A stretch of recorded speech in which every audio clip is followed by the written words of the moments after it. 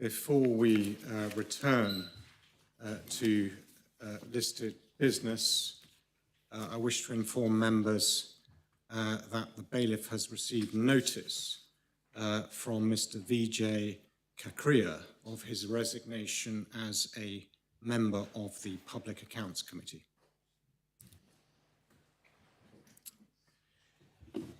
So therefore, and one further matter, the Chief Minister's not here. I will wait for the Chief Minister to return. It's in relation to his written answer. So therefore, we will return to the period of questions in relation to the report by the Chair of the Chair of the Health and Social Security Panel, and I had Deputy Miller as asking the next question. Thank you, sir. Sir, the Chair mentioned in her report about the need for support for families, and she also mentioned the difficulties faced by single parents. Given that very many children, the vast majority of children, do have more than one parent, has her panel given any consideration to what we as a community might expect of the absent parent, and whether it is right that we investigate ways of the absent parent supporting the child with whom they no longer live? Thank you, sir.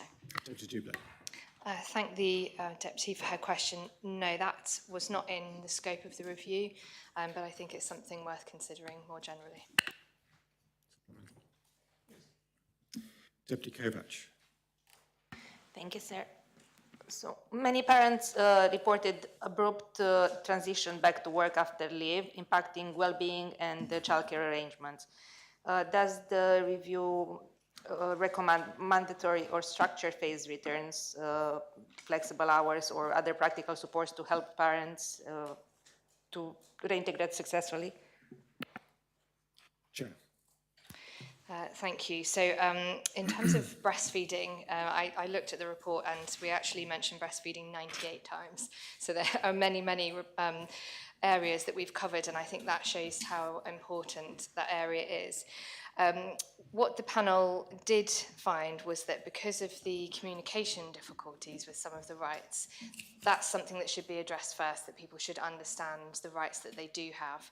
And we found also that a significant percentage of people who are asking for the breastfeeding facilities, I think the survey found of those answers that it was applicable to, there were 13% of those respondents weren't actually already having the facilities already provided to them. So it's important that that is provided for. And we also found some evidence that 12 weeks of paid leave significantly supports ongoing breastfeeding. So that's something that we've highlighted within the report as well. Supplementary. Still wasn't answered on the part of if the report recommends any mandatory or structured phased returns to support better integration.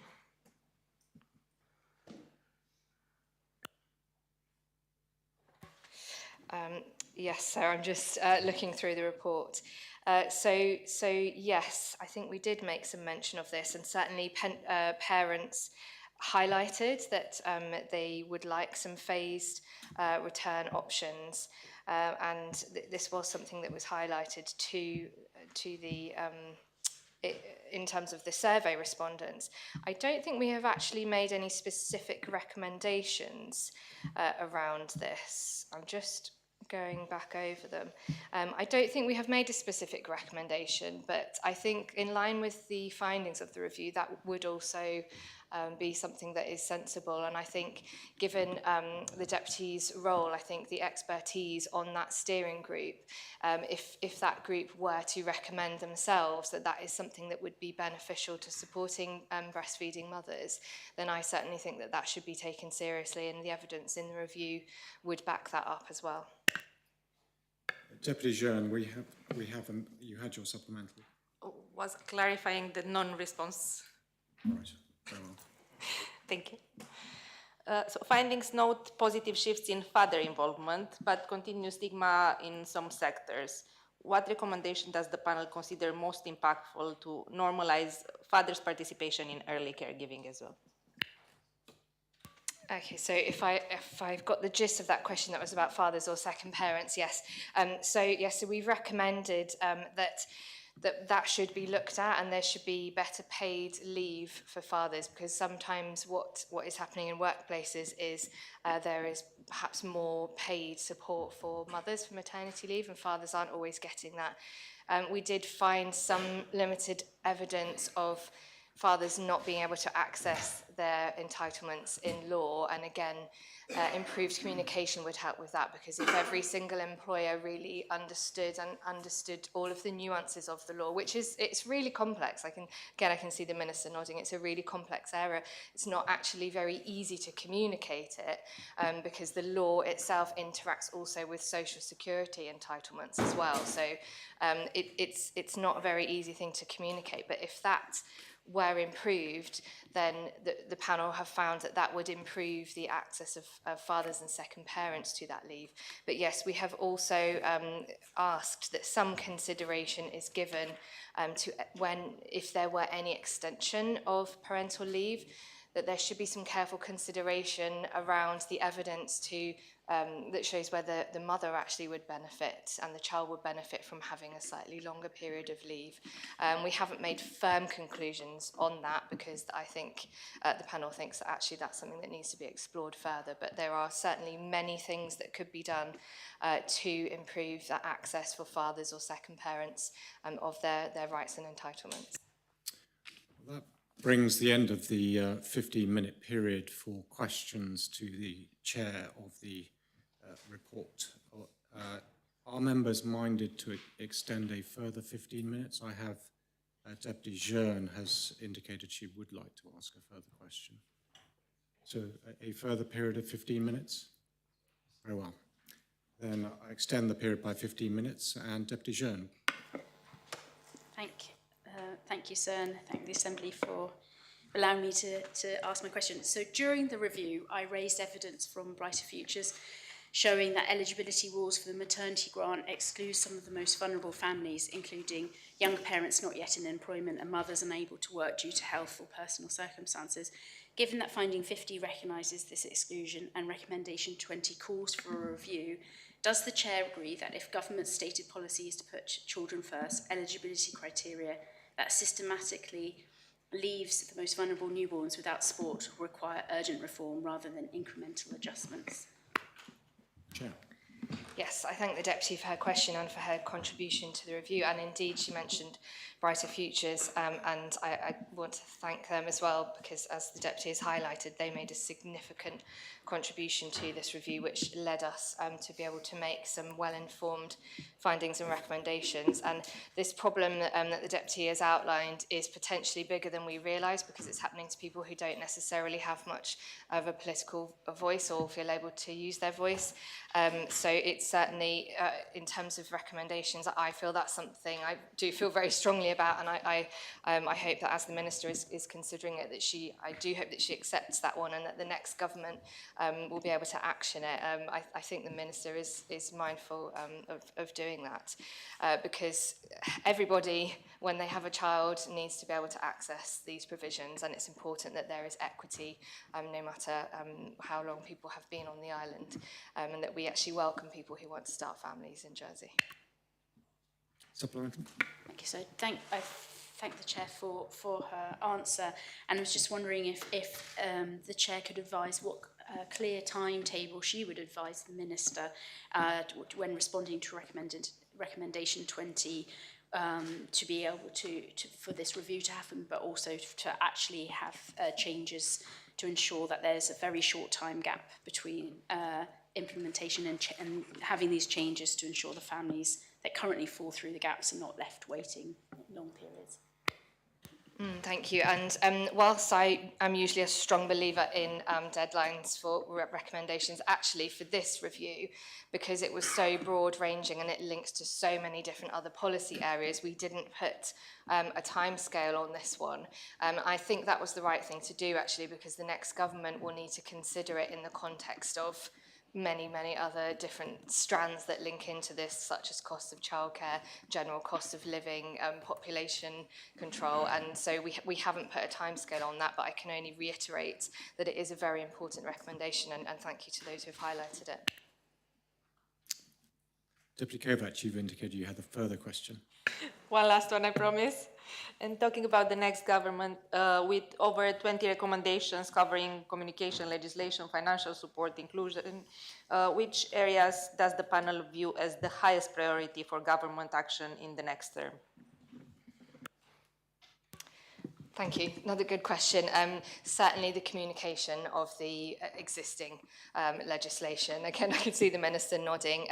It's such a complex area. People really need to understand what is already there so that they can access it, and that will hopefully help to change cultures within workplaces so that second parent fathers are actually feeling able to access more of that 52 weeks than is currently being accessed.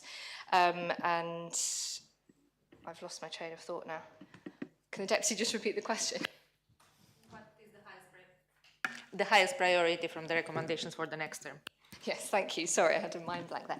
And also taking into the context some of the recommendations around single parents and grandparents and extended family carers, for me, those would be some of the recommendations that need to have the soonest attention, because actually the support for families is there in parts of our community. But grandparents, for example, they have no right to actually take any leave, unpaid or paid, from their jobs.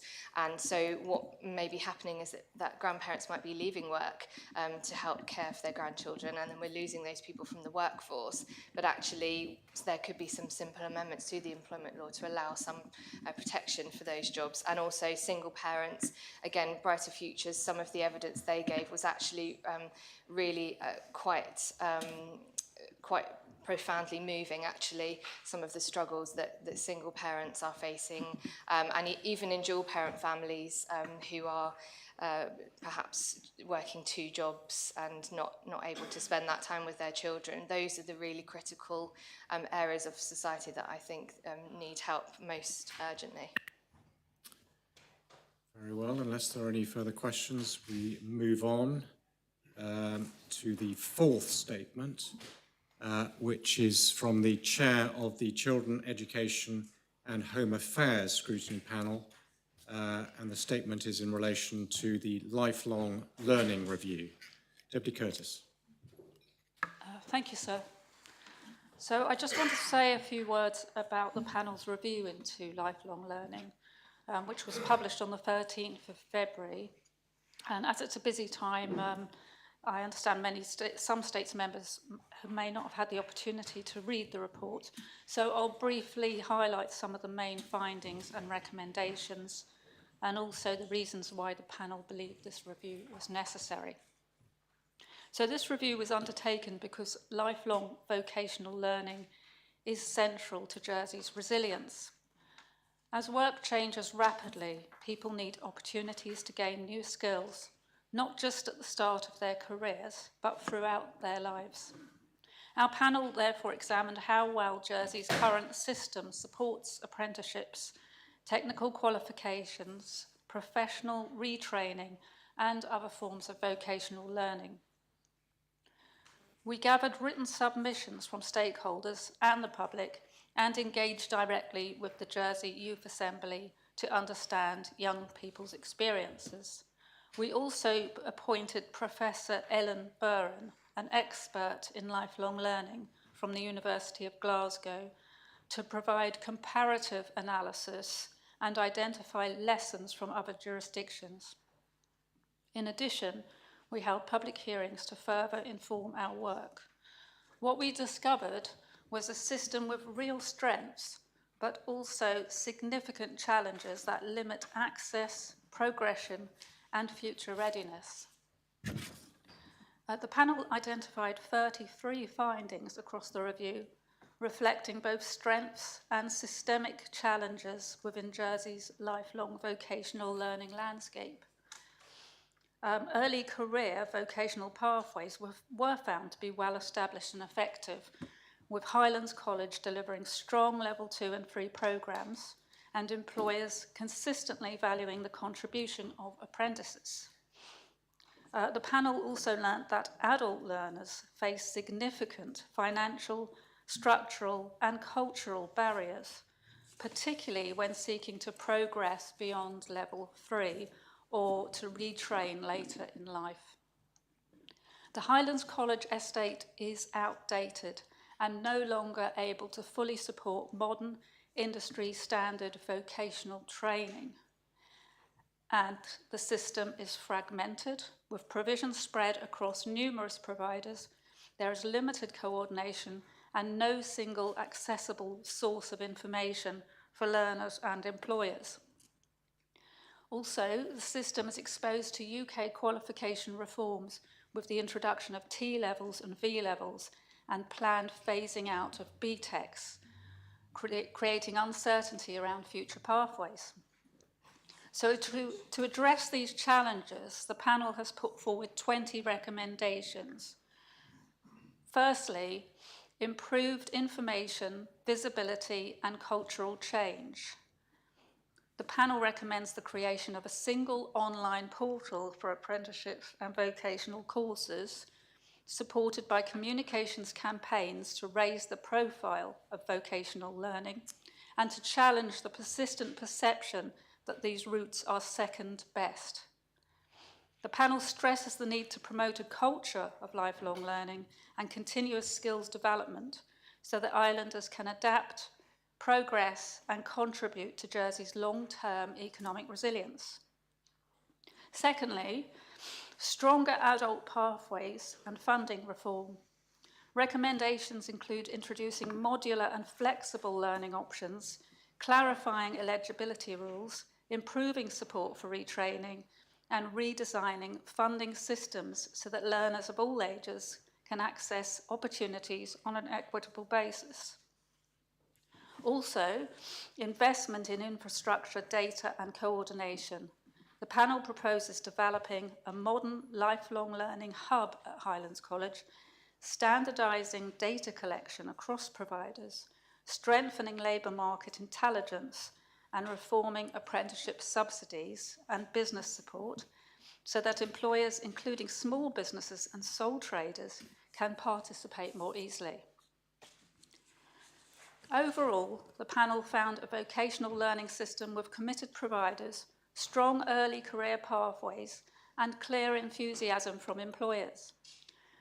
But the panel found that the lifelong aspect of lifelong learning is underdeveloped.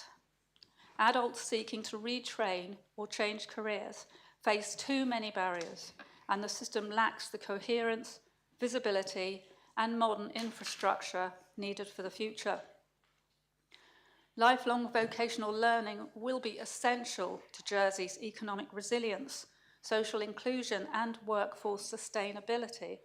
Strengthening it will ensure islanders of all ages can adapt and progress and contribute to a modern, dynamic economy. In a period of rapid technological change, increasing automation, and the emergence of new green and digital skills, it is vital that Jersey has a lifelong vocational learning system that is flexible, adaptable, and capable of future-proofing the workforce, so the island remains resilient and equips islanders with transferable skills. And I would just like to thank the panel members, officers, our expert advisors, and all who have contributed. Thank you. Thank you. There now follows a further period of 15 minutes for members to ask questions of the chair of the scrutiny panel.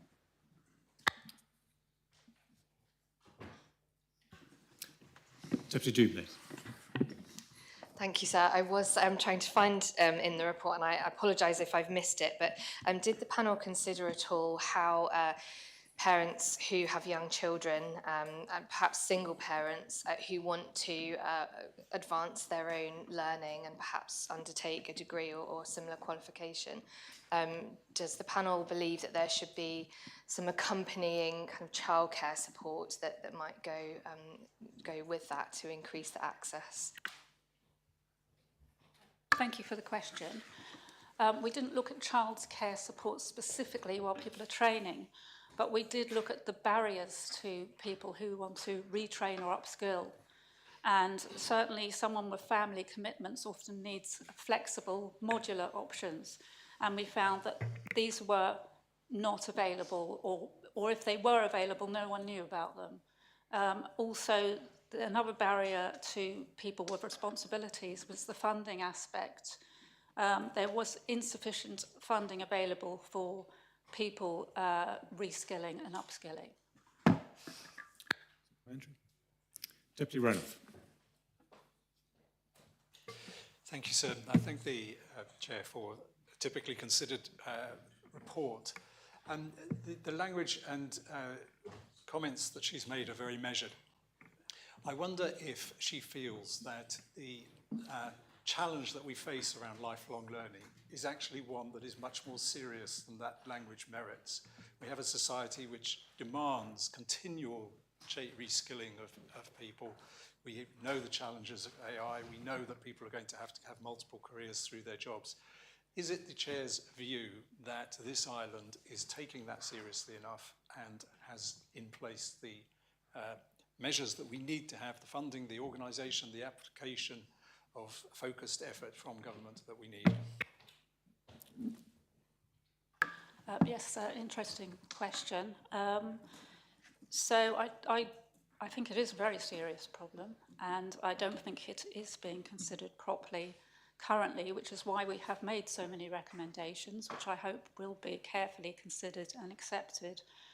I think looking at the comparative analysis mostly provided by our expert shows what can be done in other jurisdictions. And I think that that information is there for the next government to carefully consider and hopefully progress this matter. Supplemental? Any further? Deputy Kovach. Thank you. How would the panel change perception of vocational learning and build a culture of lifelong learning skills development across young people, adults, and employers? Sorry, was that the culture of vocational learning? We did see that this was a real problem, and the Youth Assembly highlighted to us that if you're going in for vocational learning, it's considered that maybe it's because you've failed at school.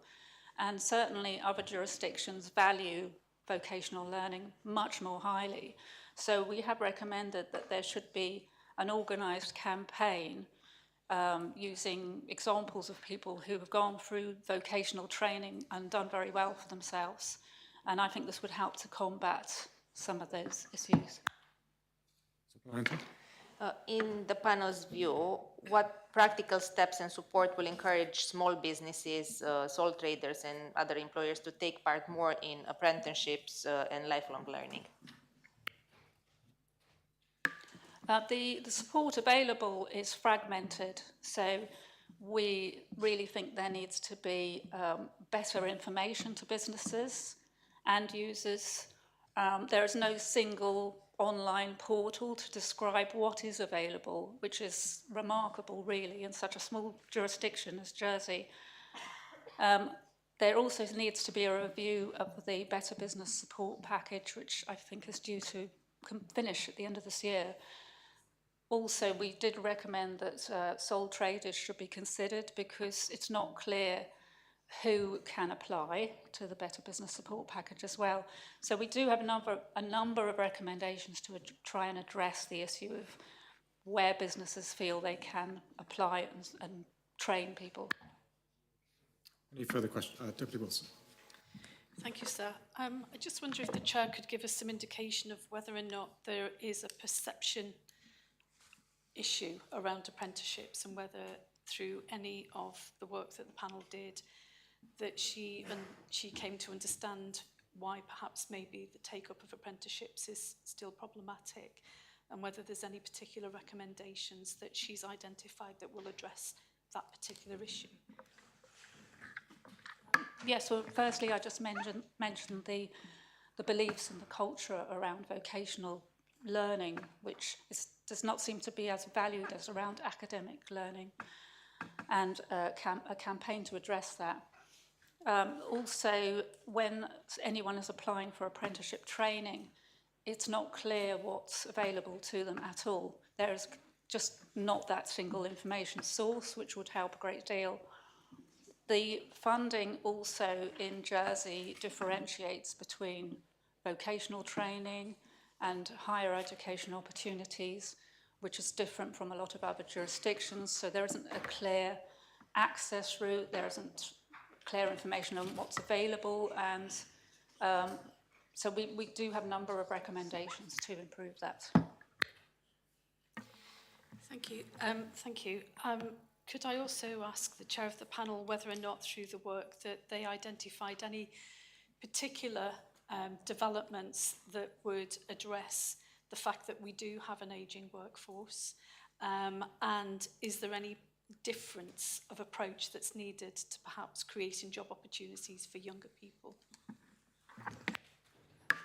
Yes, I just think a focus and greater government support completely on training opportunities for people would make a big difference. We can see where that focus hasn't been from government just by looking at Highlands College, the building, because it needs complete upgrading. It's not good for anyone's feelings around retraining when the main hub for this is literally falling apart in many areas. So overall, there needs to be a much greater focus on government, helping businesses and giving information and funding to users to increase the potential for lifelong learning. Next question is Minister for Treasury and Resources. Thank you, sir. Sir, I think the chair mentioned the Better Business Support Package funding, and I think she said that if there was any excess in that funding, it should be diverted towards some of the recommendations in her report. The agreement, when the states agreed the Better Business Support Package, it was on the basis that any excess or leftover funds would be paid into the Social Security Fund. Would she support any such excess not being paid into the Social Security Fund and being paid for the purposes of lifelong learning? This is something I haven't considered. I didn't say anything about excess from the Better Business Support Package, so it's something I would have to consider. We haven't considered that in the review. Any further questions for the chair of the scrutiny panel? No? In that case, we move on to the fifth and final statement, which is from the Minister for the Environment, who will make a statement concerning the carbon neutral roadmap and the phase out of petrol and diesel vehicles from 2030. Thank you, sir. Sir, members will be aware that my official responsibilities include implementation of the carbon neutral roadmap, a document that was agreed in this Assembly in April 2022. The roadmap has its roots in the decision we took in this Assembly when we declared a climate emergency in 2019, and its adoption demonstrated our commitment to reduce the island's greenhouse gas emissions. It was also instrumental in securing the extension of the Paris Agreement to Jersey. Between early November last year and the end of January this year, a public consultation was held on Transport Policy 5, TR5, of the carbon neutral roadmap to end the importation and registration of petrol and diesel vehicles that are new to the island from 2030. To be clear, the intended scope of TR5, agreed in 2022, included both new and used vehicles. This policy was designed to serve as the principal means of decarbonising the island's fleet through a managed phase-out of petrol and diesel vehicles in the period leading to 2050, starting with cars and small vans. The policy also recognised the direct impact of decisions made by the UK government on the types of new vehicles that will be available to purchase in the island. The recent consultation set out what a full implementation of the policy agreed in the roadmap would look like. with respect to the vehicles affected in 2030 and in 2035.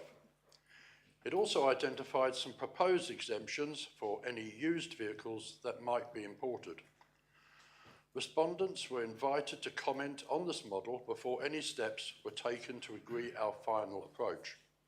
I stressed a number of times at meetings that I attended that nothing had been decided and that the views of consultees were really important. So this has been a significant consultation on a major decision for the island.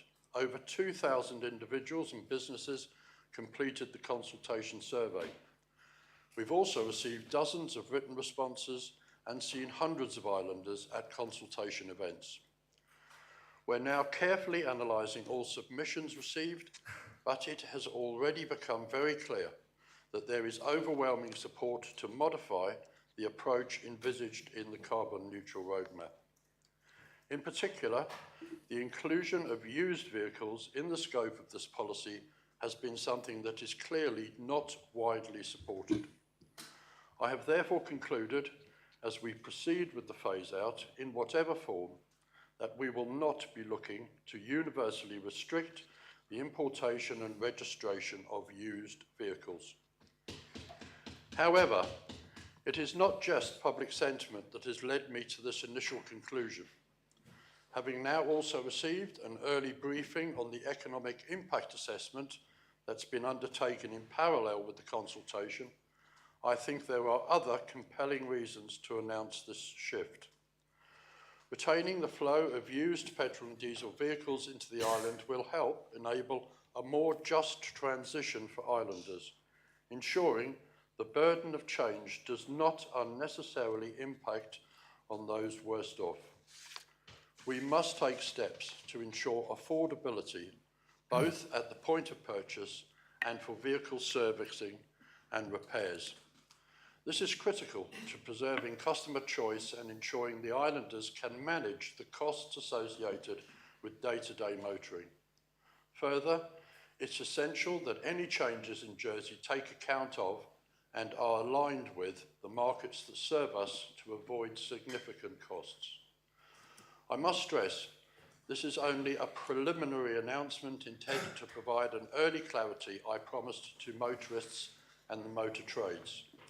In removing used vehicles from the policy scope, we are still left with some key choices about how we best reflect and formalise the UK's planned phase-out, which is due to come into effect in 2030. I am continuing to consider a number of other matters, and I will be announcing the final position on this in the coming weeks, in conjunction with the publication of the consultation report and the economic impact assessment. Whilst this change will be reassuring to many and is the right choice for the island at the present time, we will also need to carefully consider its impact on our road transport emissions. The second 4-year delivery plan for the roadmap is now under development for delivery from 2027 to 2030. It is vital that we take a cohesive and pragmatic approach to decarbonising our largest single source of greenhouse gas emissions, whilst protecting those who depend on fossil fuel vehicles for their day-to-day mobility or livelihoods as we transition to a low-carbon economy. Thank you, sir. Thank you, Minister. We have a further period of 15 minutes for questions to the Minister on his statement. Deputy Tadeo, you had your light on first, I think. Thank you, sir. The question is a fairly simple one. I don't know if the answer will be. It's what is the definition of a used car that the Minister is working to?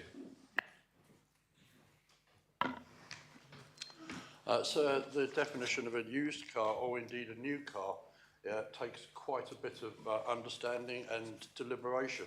And rather than define what a used car is, I think I should say that I'm trying to avoid lots of officer time, law drafting time in taking used cars out of any proposed legislation.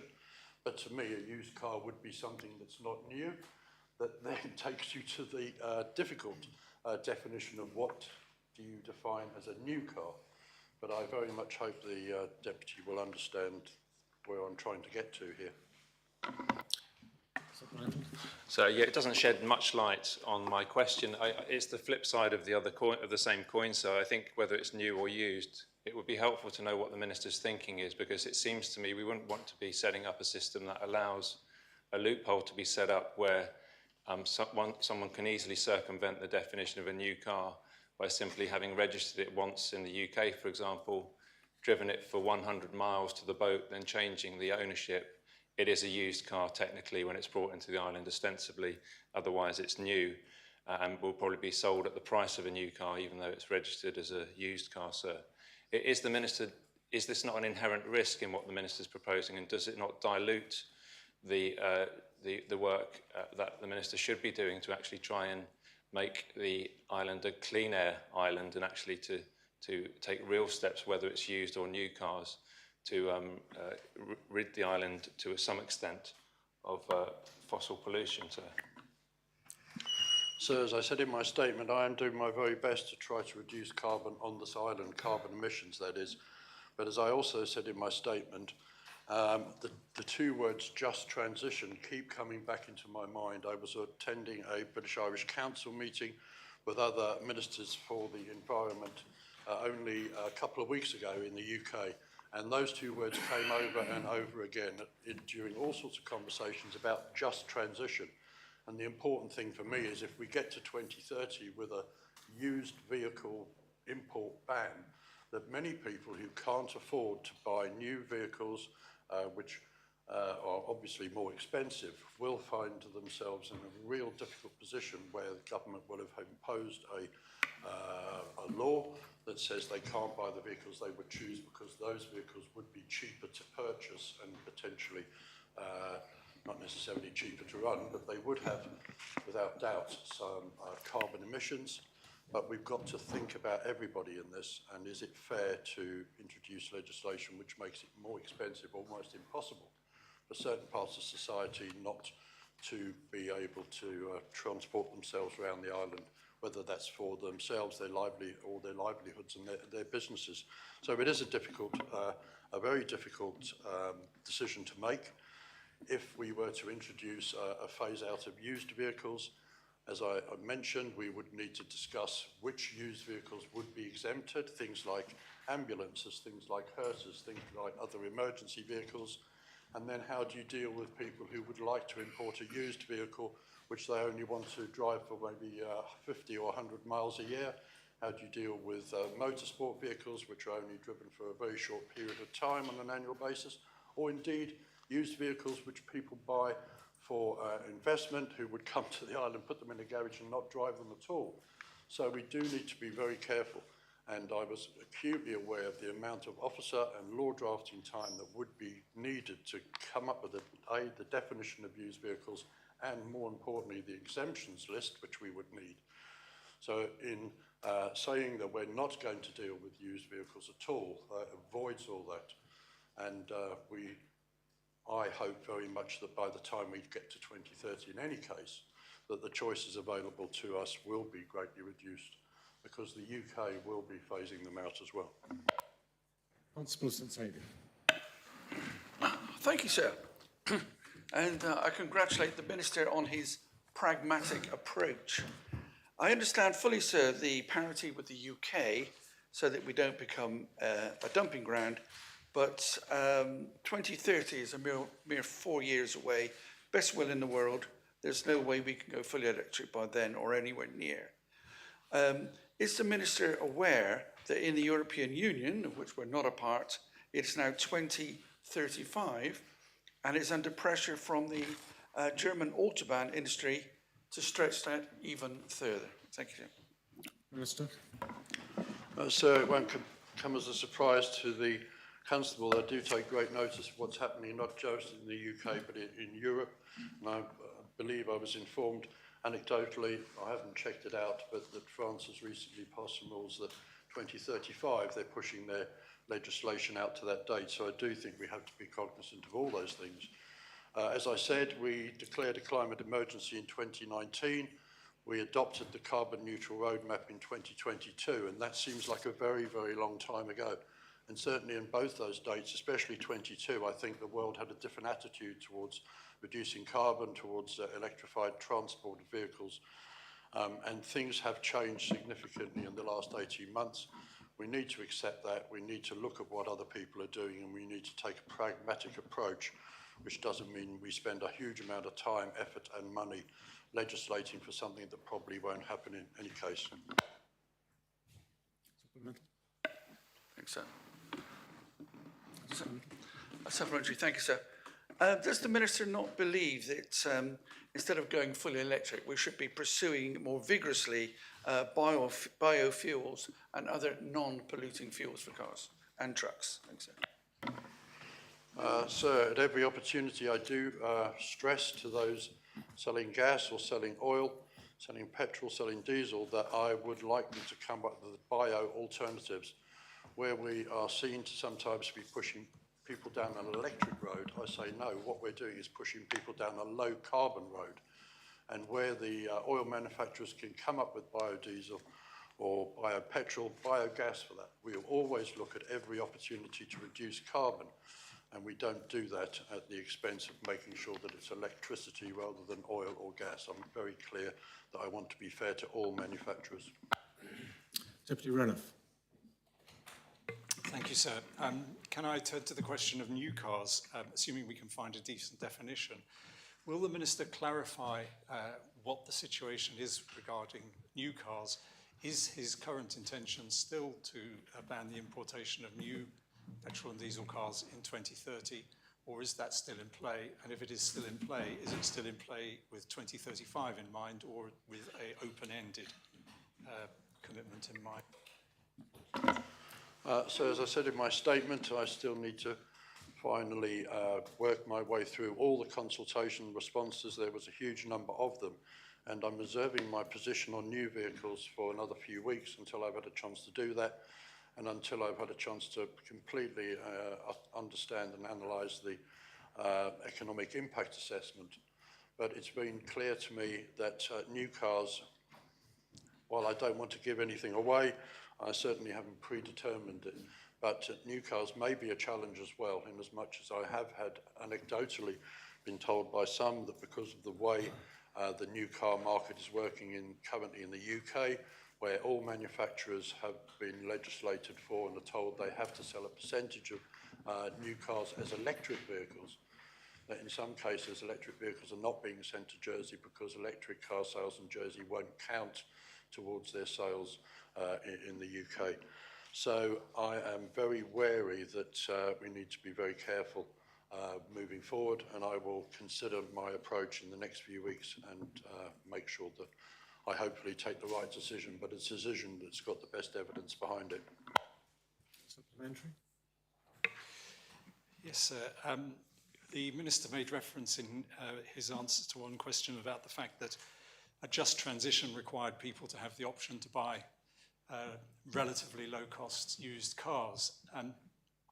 I'd remind the Minister that there are currently approximately 100,000, give or take, internal combustion engine cars already in the island, all of which are used by definition. What weight does he place on the requirement to phase out carbon emissions by 2050, which by 2030 will only be 20 years away, given the fact that cars in Jersey spend considerably longer on the road than anywhere else, and that by continuing to allow the import of petrol and diesel cars beyond 2030, it will become very hard for those cars to all be off the road by 2050. And along with that, we will miss out on the benefits in terms of improving air quality that come with that, as well as carbon emissions. So I take those views on board, and many of them are very worthy of consideration, but I'd remind the Deputy that our current position in the UK would be that from 2030, motorists will no longer be able to purchase brand new pure petrol or pure diesel vehicles. And if you just work that out, the amount of petrol and diesel vehicles coming onto the UK market, and as a consequence, the Jersey market will reduce. I've always felt that It will be the manufacturers that will dictate how we move forward with carbon reductions when it comes to vehicles. I will say, of course, and as I just alluded to, that the attitude of manufacturers has changed and is changing. But still, at the end of the day, Jersey's car sales are just, we act in Jersey a little bit like a franchise of the UK, if you like. And if a UK manufacturer is not selling a particular model in the UK in 2030, we can be sure it won't be available for sale in Jersey either. So I think moving forward, the ability to continue to import used petrol and diesel vehicles is important, and I can't stress enough this just transition.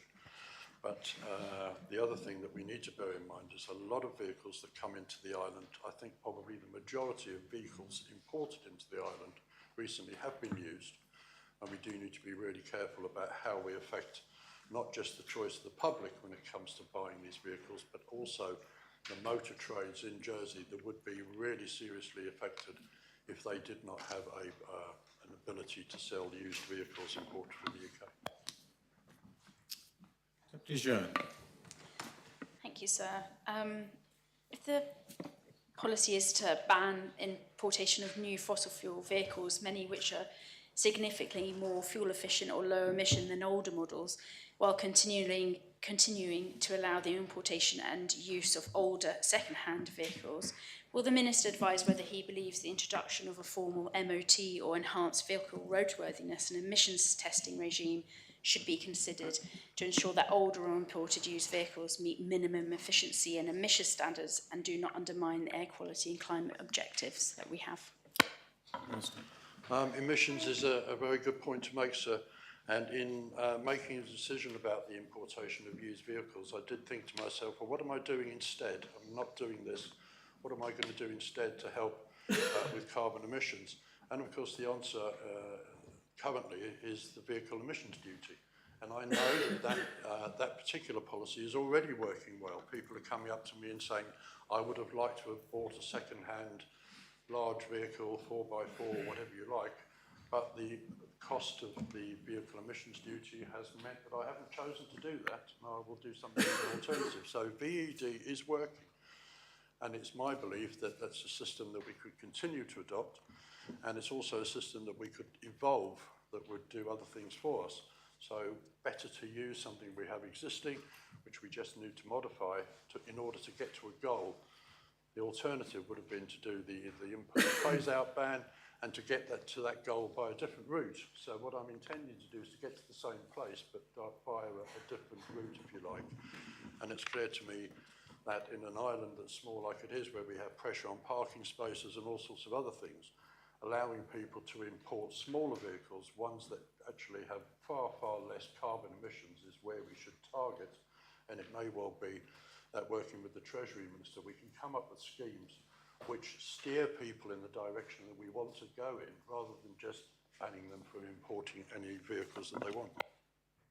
Thank you, sir, and thank the Minister for his answer in maybe expanding that, because it's already been pointed out that there are a lot of already used fossil fuel vehicles in Jersey.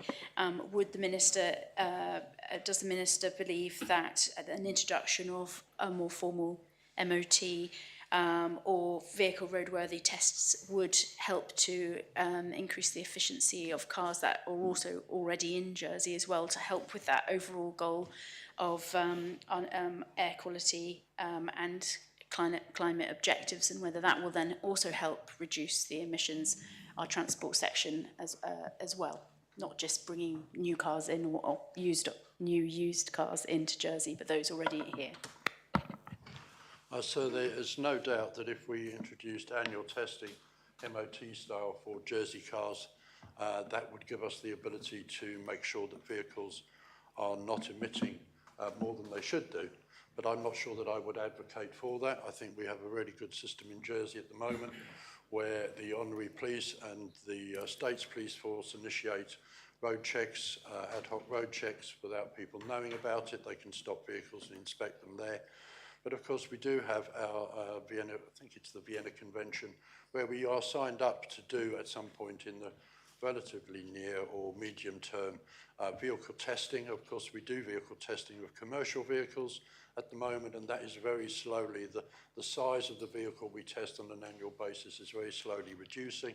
We will get there eventually, but I wouldn't at the moment advocate for a wholesale annual MOT of the island's fleet.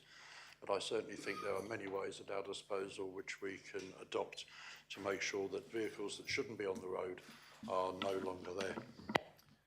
We've gone slightly over the period of 15 minutes. I've noted that Deputy Coles had his light on. Are we minded to extend the period for questions by a further 15 minutes? I think the sense is yes. Not unanimous, but I think the sense was yes. In that case, Deputy Coles. Thank you, sir. The Constable of St Saviour seemed to think that all petrol and diesel cars would disappear in 2030, as he commented about it going fully electric by 2030. But of course, that is not the intention within this policy for the phase out of petrol and diesel cars.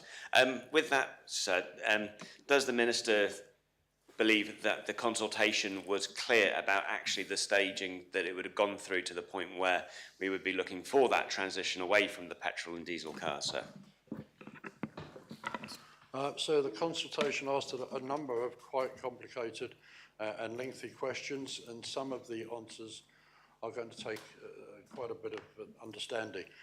One particular question, I believe, was misunderstood in the way that most people interpreted the answer, and it was very clear that out of a large number of questions there was a great consensus here, and there's one particular question, the answer seemed to go completely against what we thought we were asking, and I can only interpret that as the people answering the question just completely missed the question that we were asking, and I apologise for that. But moving forward, could the Deputy just reiterate again exactly what the crux of the question was, please? It was about whether the consultation document was clear enough for members of the public to fully appreciate the transition away from the fossil fuel vehicles. I think the answer to that is yes, they very clearly understood what I was trying to propose. I suspect that's one of the reasons why this consultation, I'm told, has attracted more responses than any other one that government has done so far. Of that very large number of responses, there's been some very, very clear definite 20, the percentages were very clear as to the direction of travel that those who responded thought. And that's been part of my reason why I've made this early announcement on used vehicles. Supplementary, Deputy? Yes, sir. Has the Minister considered, or would the Minister consider, as you mentioned earlier with the emissions duty, the VEDs for the island, to actually bring in a cap where we would stop bringing in vehicles of over a certain emission that weren't for commercial reasons? That's certainly something that we could consider, sir. At the moment, the vehicles that emit the most pay the most, and in some cases that's a significant amount of money, but I have to say to the Assembly, it would appear that also in some cases, it doesn't matter how much we add this duty, it doesn't seem to deter certain people from importing certain types of vehicles. But I think in the new government after the elections, one of the first things that I would certainly encourage the Minister for the Environment to do would be to talk to the Treasury Minister about how we are going to replace the fuel duty that we currently have. It will be obvious to everybody that as more electric vehicles come onto our roads, that's less vehicles that will be buying petrol and in some cases diesel, and that allows less money to go into the exchequer. So that question has to be addressed at some stage, and I think very early on in the next government, how we look at taxing vehicles generally is something that we must do. And it may be emissions, it may be on the type of engine, and I think we could also maybe consider on the size of the vehicles themselves. Deputy Curtis. Thank you, sir. And it's just a quick one. The Minister's statement referred to this being a preliminary, almost a tease of information, and that he would have more in the coming weeks. Could he confirm what timeline the coming weeks means to him and whether that means he will be able to return to this Assembly on the last sitting, the 24th of March, with a further statement providing more clarity. So I think it's my intention to conclude all the work by the 31st of March. I think that would allow me to come back to this Assembly if members felt that necessary.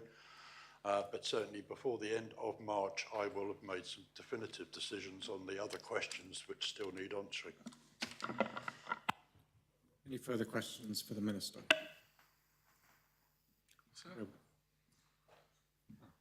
Councillor Wilson, sorry, I didn't see you.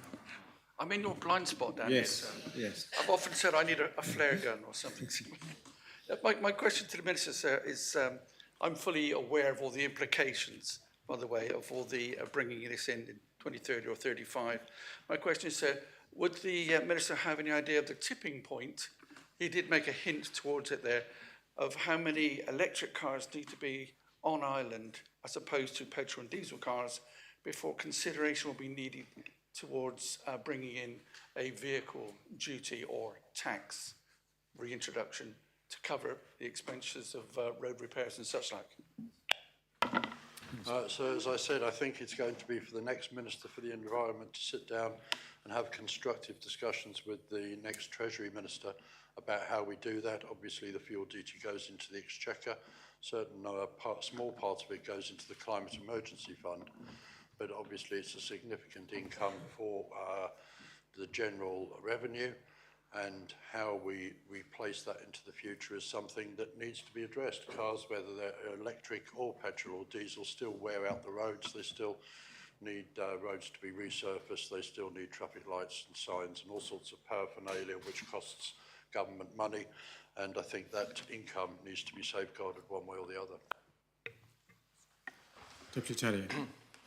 So is there a risk in his statement that when the Minister talks about a just transition, he's actually hiding behind a just transition for actually doing nothing? So is what he's proposing here actually forgetting the transition part? Because, of course, justice is important, social and economic justice is important, but the transition part is also important. So how does he propose to actually get Jersey people in a position where they can actually afford to buy electric vehicles? What kind of government intervention will he be proposing to actually assist members of our community of all economic backgrounds to be able to actually transition justly?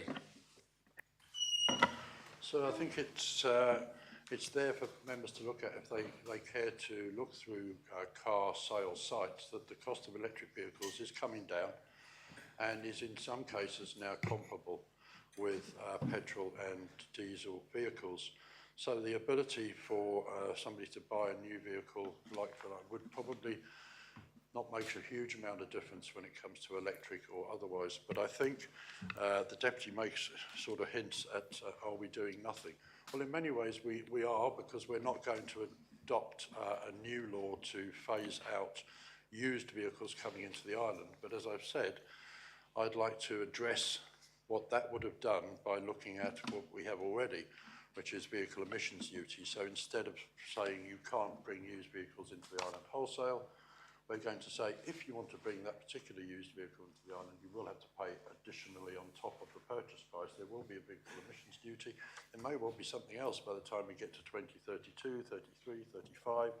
I don't know, but I think it's important to come up with mechanisms to steer the public of the island in certain directions. Certainly the Deputy asked about the ability for people to buy electric vehicles, and in the last couple of years we've had schemes to incentivise that, grant schemes which were extremely popular, and more than half the vehicles bought on the grant schemes were used vehicles. So I think it's important to say that it's not just new electric vehicles, it's used electric vehicles as well. And it may well be that the next Environment Minister seeks to use some of his money from the Climate Emergency Fund to go back in and re-engage with the grant scheme which help people to buy electric vehicles.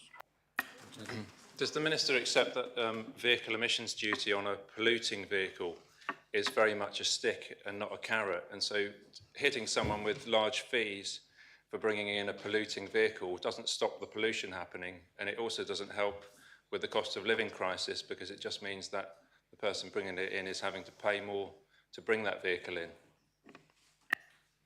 Absolutely, sir. I don't make any apology for that. The whole idea is to try to steer people away from buying large vehicles that emit a lot of carbon when they could be buying maybe smaller vehicles that don't burn a lot of carbon. The whole idea of this is to reduce carbon, and I accept that there will be criticism whichever scheme you do. But it just seems to me that legislating in a way that stops all used vehicles coming into the island is particularly extreme, and that there will be ways to help those that can't afford an expensive vehicle by saying to them, here's the ability to buy a used vehicle. It might be a bit smaller than you'd like. It may not burn have such a large engine as you would like, but we're not going to make it overly expensive for you to do that. Whereas if you really, really want to have a large vehicle with lots of seats and a huge engine, you will have to pay to do that, and this is why schemes like VED are invented, to try to help. And you can have the argument over whether it's a carrot or a stick, and maybe it is a stick if you buy a very big vehicle with a very large engine. I suppose the stick is just that little bit bigger. Deputy Renouf. Thank you, sir. So in respect of the delaying the ban on importing used cars, I think there's a pragmatic case to be made for that, and I see the argument and accept it. But does the Minister agree that the risks around continually delaying, particularly, say, the new used car mandate, are that an industry which is reluctant to embrace this change may continually feel that the best option they have is to continue to resist the transition to electric vehicles rather than to encourage it and embrace it, and that is the risk, that if he in particular delays the introduction of the ban on new electric vehicles, on new petrol vehicles. I take the Deputy's thoughts on board, sir, and in some ways he might be right, but as I said earlier, I view the island as sort of a franchise, if you like, of the UK industry. And if manufacturers decide to produce hybrids and all electric and continue to produce petrol vehicles, those will be available in Jersey if they're available in the UK. Similarly, if they decide to stop producing petrol vehicles in the UK, it's hugely unlikely that those petrol vehicles will be available in Jersey. So I feel that there is a way through this, and much of it will be driven by the UK, and in an indirect way by the European Union and countries like France that are pushing. Every time a country pushes a ban out a little, or a phase out a little bit further out, it will mean that vehicles are available for those people who live in France or in Europe or in the UK for a little bit longer. And I think it's right that we allow Jersey residents to have that choice, given that it already costs them an increasing amount of money to get those vehicles to Jersey on top of the price that they would pay ex-VAT in the UK. Supplementary. Yes, so the point about the new vehicles, as I say, I've accepted the point about the used cars. The point about new vehicles is that they will come in and have a very long lifespan, typically 200,000 miles. In Jersey, that's at least 20 years. So if for an average car, and if you extrapolate that, if you continue to allow the import of new petrol cars, diesel cars after 2030, you will inevitably have a coterie of vehicles with a lifespan that extends well beyond the 2050 deadline. So will the Minister bear this in mind when he reaches his final decision around the parameters of his new policy with regard to new vehicles in the future? Yes, I will, but I would say, as somebody who likes his cars and has had more than a few in the past, I'm yet to find a vehicle that's done 200,000 miles in Jersey. I've got some myself which have done 120, but I can't see them ever getting to 200. But I would just stress one thing. You might own a vehicle now, it would be a used vehicle, and if there's no option to replace it with another used vehicle in 2030. It might be you hang on to it, you keep running it, whereas maybe it should be a vehicle which should be traded in and scrapped and replaced with a slightly newer used vehicle. Allowing us to continue to buy used vehicles, I think, allows people to move, albeit a little bit more slowly, but allows people to move to better vehicles which emit less, which have more efficient engines. And so I think it's important. But getting onto the new vehicles that the Deputy mentioned, there's a lot of work. There would be a lot of work, and if we decide to go down that road, there will be a lot of work to do to define a new vehicle. Is a new vehicle a vehicle that's 1 week after manufacture, a vehicle which has never been sold? Is a new vehicle which is sitting on a forecourt in a Jersey garage for 9 months before it's sold, is that a new vehicle? Lots of questions to answer, lots of things to consider before the final decision is taken. Very well. That brings to an end the extended period for questions of the Minister in relation to his statement. Before we get to public business, Chief Minister, Deputy Renouf raised a point of order in relation to your answer to written question 18, and the point of order was in relation to Understanding Order 12.2a, that a member who gives a written answer to a question must give an answer that is directly relevant to the question asked. Chief Minister, your answer was 2 lines in relation to the 2 questions asked by Deputy Renouf. They were directly relevant to the answer, but they simply said that you would be collecting the answers to his questions. So the answers are deficient. I think you acknowledged that you were going to provide fuller answers. And Chief Minister, if I can go beyond that, because we are due to debate a proposition on 2.1e applications towards the end of this sitting. So may I ask that you provide the answers by no later than 9:30 on Thursday morning? Thank you, sir. If I may respond, of course, the 10 years we've provided were taken somewhat in the context of the discourse we've been having on this issue over the past 10 years. But the challenge is, past sort of that time, the data becomes somewhat harder to collate and assimilate accurately. And it's very time-consuming to go back, and because once you start going back past a certain time, we get into paper records. We could perhaps possibly go, if we went digging around, go back as far as 1974 when the scheme started, but that would consume considerable resources and time, sir. However, I have asked officials to get as much information as we can as soon as possible to assist with the debate. So I do apologise, sir. Thank you, Chief Minister. Before we get to public business, Deputy I, as Chair of PPC, Deputy Ozouf was marked Mallard this morning. So how do you propose to deal with your proposition that time be reduced for the lodging of your proposition? Thank you, sir. Considering the circumstances that have arisen, we would like not to propose the shortening of the lodging period and would request that it is debated on the 10th of March as the first item. Thank you, sir.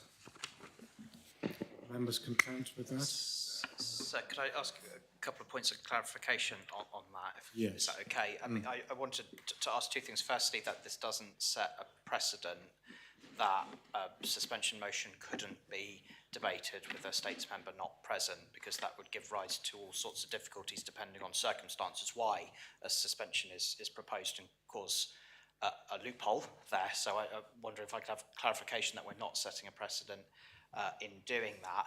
And the second thing to clarify would be that the States Assembly is due to still sit for a few more days, and what would happen if the member returned in those days? Would we be able to commence at that point? Would we have the option to do that? Deputy I, would you wish to respond on those 2 questions on behalf of PPC? Thank you, sir. On the first point, I know we're not setting a precedent in any sense. These are unusual circumstances, and it was determined by PPC that we would take this course of action if we were advised that Deputy Ozouf was not going to be present for this week. But that refers partly as well to the Deputy's second question about if he returned during this sitting, but I think that would be a matter for you as to whether we could reduce the lodging period if he turned up at a later date. I think it requires you to make a proposition to reduce the lodging period if the deputy were to return tomorrow, for example. So if that was in those circumstances, would you bring the matter back? Yes, indeed. I assure the deputy that if that was the circumstance, then we would propose to shorten the lodging period again. So, thank you. That's noted. Deputy Taddeo, did you have a question? I do, sir. Just so I've got the format right, are we in effectively a short debate here, which Deputy IO can respond to? Probably be better to do that rather than having him answer lots of questions in succession, sir. Very well. Well, I haven't seen any other lights on, but... It wasn't a criticism, yeah. So I'm just saying it's just in case we get into that format accidentally. Yes. Sir, I'm content with what the chair of our panel committee is proposing here, sir. But I think, like Deputy Mezek, I think we have to be very careful. I think the only reason, the legitimate reason that we're not debating it today is because it hasn't been lodged for the requisite time. And I think it shouldn't be possible for any member of this Assembly who is facing a sanction in future or even now to get round facing that sanction simply by either being on defo or even malad, sir. And so what I'm asking of our chair, sir, is that he can confirm that this will be debated on the 10th of March sitting, that it's not a matter for the chair, sir, with respect, it's a matter for the Assembly and for the PPC chair to move it, and that even if in the unfortunate circumstance that Deputy Ozouf isn't here because he's malad or on defo, it will need to be debated, sir, because we're so close to the end of a term that it shouldn't be possible for somebody to constantly just avoid facing that sanction by not being in the Assembly. Could the chair confirm that that's his understanding when he sums up? Otherwise, I won't be voting. I'll have to vote to reduce the lodging period for us to debate it today, unless there can be a guarantee that he will move it on the 10th of March, irrespective of whether Deputy Ozouf is here to answer or not. Are there any further questions for the chair of PPC? Deputy Gorst. So, arising out of what Deputy Taddeo has just asked, surely it is the case that under HR procedure, were the member employed, then and weren't present because they were ill, only because they were ill, so malad in this case, that would be a legitimate reason not to continue with a sanction. It's really the opposite view or point that Deputy Taddeo is making. Any further questions for the chair of PPC? Deputy Rawball. Thank you, sir. It's just to respond to what was just said. We tend to raise HR concerns when we talk around these issues. We are in a very distinct position in this Assembly, whereas the problem is that we don't have appropriate HR conditions for our employment because we're employed in a unique way and rely upon Parliamentary Procedures Committee to effectively make things up as we go, as we've had to do in this situation. And that's not casting aspersions, it's the opposite. It's actually recognising the difficulty, sir, that has been for PPC in this because the rules behind it are simply not clear enough. So I think we do need to make a decision on this. I think we have been reassured that should the member return, then we will debate it, and if not, it will be debated in the next sitting. And as long as that is confirmed, sir, then I'm fine with that. The chair of PPC has given those yeah, confirmations. But does any other member wish to raise a question for the chair before he replies? Sir, Honourable of St Brevard. could I just ask the chair of PPC to confirm whether the 28-day suspension starts from the date of the debate, should it be accepted, or does it start from today? Thank you, sir. Well, I don't think it can start from today because we haven't debated it. So I think it must start from, if it's approved, from the day that it's approved. But Chair of PPC, do you want to expand on any of those points in your answers? Thank you. Thank you, sir. Yes, obviously, to reiterate, as Deputy Tellier said, it was not lodged in the required time, so that the whole purpose of my deferral is so that it will be lodged in the right time and debated on the 10th of March. I have no intention of preventing it from being debated on the 10th of March, and the Deputy Tellier is correct that it is a matter for the Assembly whether they determine that they should shorten the lodging period, but I'm requesting that it is not shortened. Deputy Gorse mentioned employment. Obviously, members are not technically employed, so we don't come under the remit of the SEB or anything else. I'm sure the Deputy doesn't need me to assure him. And the Constable has set simple lards in regard to the 28 days. Yes, absolutely. If we would have debated it today, then the 28 days would start today, even though Deputy Ozouf would not be in the Assembly this week. But it will start on the 10th of March, and it will be from 28 days from that day, which will take us to Purda at the end of the term. So with that clarification, I would So you are not bringing the proposition to reduce the lodging period? I am not, sir. No. Thank you. Very well. On that basis, then, I think we have dealt with the proposition concerning Deputy Ozouf for the time being, and then we can finally move on to public business. Oh, apologies. No. I was about to move to public business, but Minister, did you have a... Thank you, sir. No, it is public business, really. It was just about members will have received an email from me about deferring, I think it's P112, the alcohol licensing law, and I just wondered if we wanted to do that before moving into actual debate and kind of square off the admin side of our session. So just for the benefit of those who've not received that email, could you just... I'm sorry, sir, I believe we have to vote on it because we're in the second reading Right, at the moment. yes. So. Well, then we will come to that in due course on once we've... Well, we could do that now then. So therefore, Minister, so the proposition is what? So, sir, the proposition is to defer, sorry, I apologise, I don't know, I think it's P112, 2025, draft alcohol licensing Jersey law. The second debate of the second reading is to defer it to the March the 10th session, sir. The reason I've asked is the scrutiny panel have very politely asked, in order for them to complete their scrutiny, they would ask for the deferral to that date. So if I ask members to support. Is the proposition seconded? Yes, sir. Yes. So the proposition is to defer the draft alcohol licensing Jersey law to the next sitting on the 10th of March. Would members in favour of the proposition kindly show? I wanted to speak, sir. Apologies. It's a foregone conclusion. Deputy Rodward, Deputy Taylor, did you wish to speak? All I was going to say, sir, was I just want to recognise that this moves on more into the last two sittings. And therefore, if there is anything that can be moved into this sitting from any minister, I wanted to say, perhaps as an Assembly, we should be very accepting of that, and it might be a really good idea, sir. That's what I was trying to say. Thank you. Deputy Tadier. Thanks, sir. So I admire your attempts at having an efficiency drive. It's probably... Didn't get very far. Probably long overdue, sir. But yeah, the wheels of this Assembly do move very slowly, as we know. So I just want to thank the Minister for agreeing to this deferral. I think it's beneficial for all of us, really, and to assure the Assembly that we are very much in the process of a formal scrutiny review, albeit a short one. So on Monday, yesterday, we had the committee in to talk to us. We had the Minister and the Regulatory Directorate, who are currently under the Minister's proposals, an integral part of what's being proposed. And we do have one scheduled hearing later this week as well. So the scrutiny panel is working in short order to make sure that we have something of value add to the debate when it does come back on the 10th, and happy to support this deferral.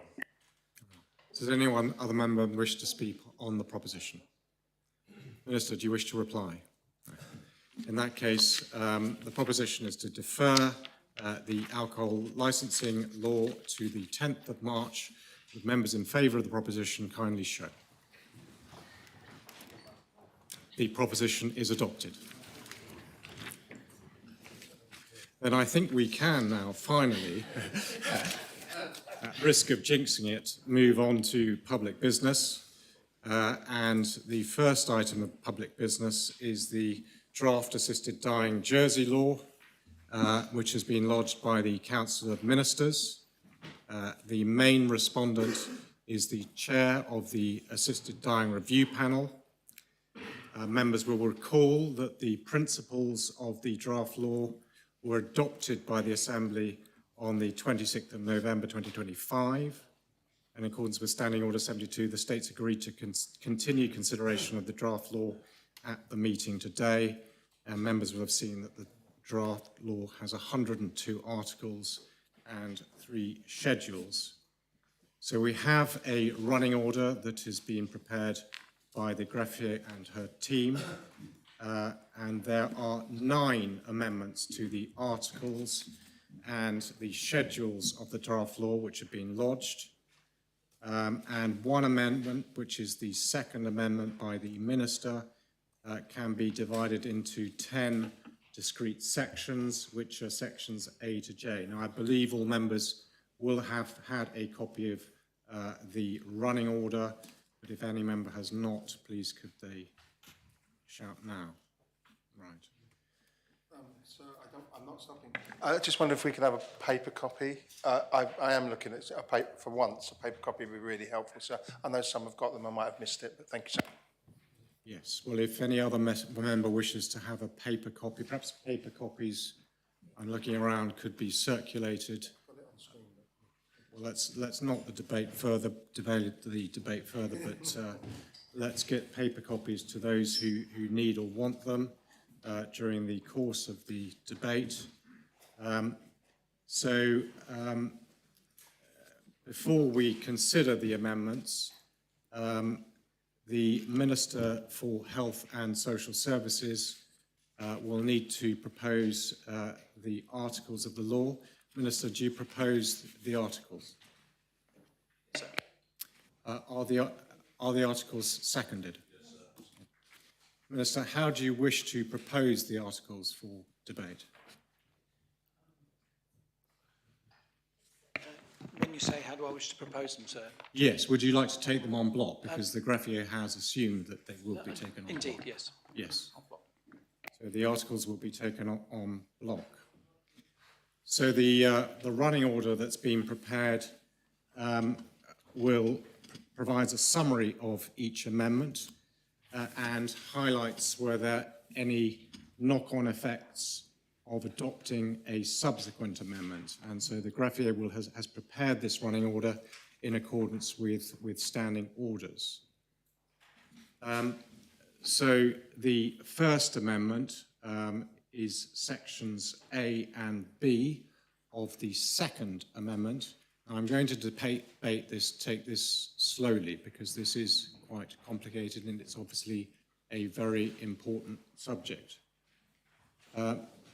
So, Minister, I invite you to propose, yes, greffier, please would you read the sections A and B of the second amendment, which has been lodged by the Minister for Health and Social Services.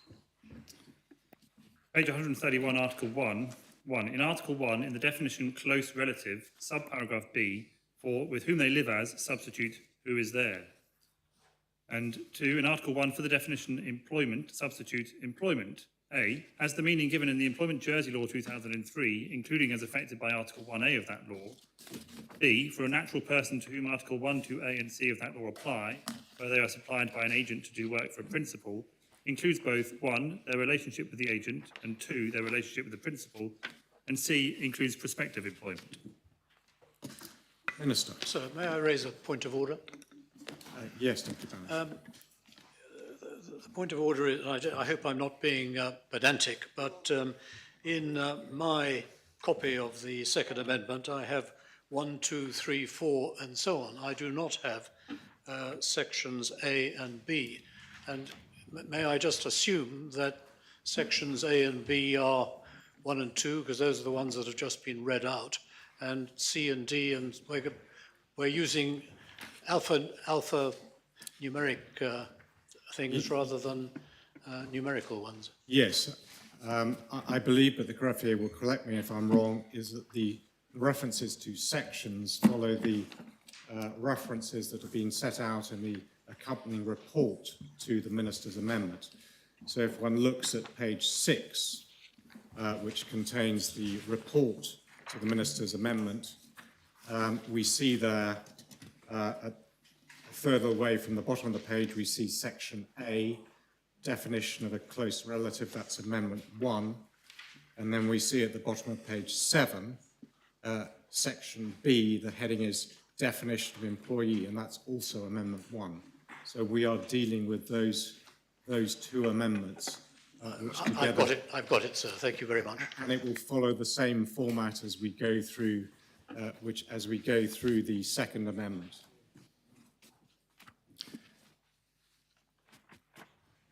Unless there are any other questions from members, then, Minister, I invite you to propose sections A and B of your second amendment to the Assisted Dying Law. So I have to confess to have started on the wrong foot. I had expected to read an introductory, quite an extensive introductory speech, but well, I'm sorry. Then, I'm very happy if it's going to be quite a long debate, and if people want to be spared that, I'm quite happy to. But well, if you wish to include any more general remarks by way of preface, then. So I'm happy not to, but I don't know whether people want me to summarise where we are, where we've got to. I don't know. So well, I think we can leave it with you, Minister. If you wish to include any more general remarks, that's a matter for you. But otherwise, you can just propose sections A and B of the so if of your second happy amendment. to keep running, I'm happy to run with that, sir. Minister. Sir, as you know, the Council of Ministers lodged the draft law on the 2nd of September 2025, almost 6 months ago. This extended lodging period has provided valuable time for additional examination and full scrutiny of the draft law. As a result, Deputy Ward and the Assisted Dying Review Panel have brought forward amendments which seek to change some of the provisions of the draft law, and I've brought forward an amendment which seeks to make a number of clarifications. Before I talk on the first part of that amendment, I'd like to thank the Assisted Dying Review Panel and their expert advisors for the work they've done. My clarifying amendment is in large part as a result of their efforts. It's also in response to comments received from the Jersey Care Commission and key UK bodies, including the General Medical Council and the British Medical Association, and I thank them for their continued engagement. Before I explain the first part of my amendment, I want to be absolutely clear from the outset, nothing in any part of my amendment, that's the whole of that amendment, changes policy. I simply seek, through the two previous decisions, P.65 2021 and P.18 2024. So, to the first part of my amendment and our first vote. Following feedback from the panel, I seek to amend the definition of close relative to also include partners in an enduring relationship who do not live in the same household. For example, where one lives in a care home, as well as those who do. This helps clarify who can and who cannot act as a witness in an individual's second request for an assisted death at step 4, and clarifies the relationships and potential conflicts of interest that assisted dying professionals must disclose. Now to the definition of an employee. Following discussion with the British Medical Association, I seek to amend the definition of employee to explicitly include agency workers. Doing so will ensure that agency workers are afforded the same employment protections as healthcare professionals on contracts of employment or service if they refuse to participate in assisted dying or, conversely, they choose not to participate. The first part of my amendment does not alter any policy, expand eligibility, or interfere with the principles of the draft law. It only serves to reduce the risk of any possible ambiguity once the law is operational, thereby strengthening safeguards, transparency, and accountability. Sir, I commend this part of the amendment to the Assembly, and I ask members' support. Sir. Is the Minister's amendment to sections A and B of the second amendment, is that seconded? Yes. Does anyone member wish to speak on sections A and B of the second amendment? Deputy Doublet. Thank you, sir. I want to thank the Minister for taking this point on board, which I spotted when reading through the law and brought to my panel for consideration. And the reasons being that, of course, many people who are in relationships don't live together and should still fall under that definition. And, of course, many islanders who may be wishing to access the assisted dying service may indeed be residing in a clinical setting at that point and not actually residing with their partner. So I thank the Minister for covering that aspect, and I hope that the Assembly will support that. Thank you. Does anyone, other member, wish to speak on sections A and B of the Second Amendment?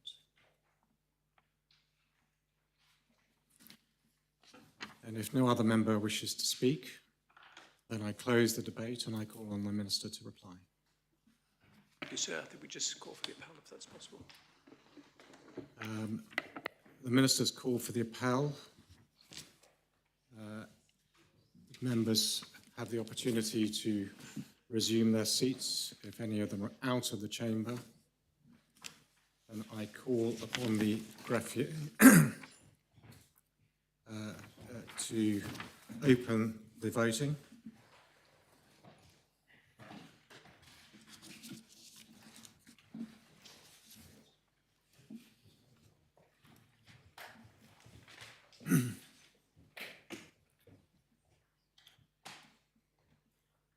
If all members have now cast their votes, I ask the greffier to close the voting.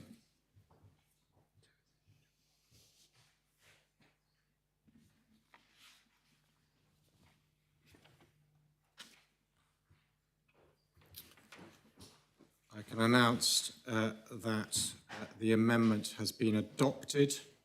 36 votes pour, no abstentions, 5 votes contre.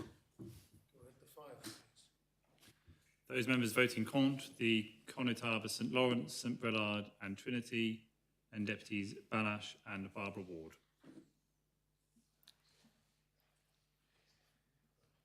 In that case, then we move on to the third amendment, which is proposed and has been lodged by the Chair of the Assisted Dying Review Panel.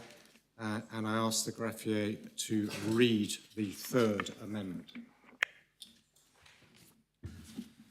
Page 137, Article 3. 1. Before Article 3.3a, insert A, that if they request assisted dying and their request is approved, the approved drugs are expected to be administered to the individual, 1, by the individual themselves if they are physically able to do so, even if equipment or other support is required, or 2, by the administering practitioner otherwise. 2, renumber existing Article 3.3a and b and cross-references accordingly. 2. Page 143, Article 8. 1. For Article 8.2b, substitute B. The equipment and other support available to enable the individual to administer the approved drugs to themselves. 2. For Article 8.2d, substitute D.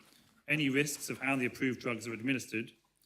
3. In Article 8.2g1, after assisted death, insert if they lose consciousness after the initial administration of the approved drugs.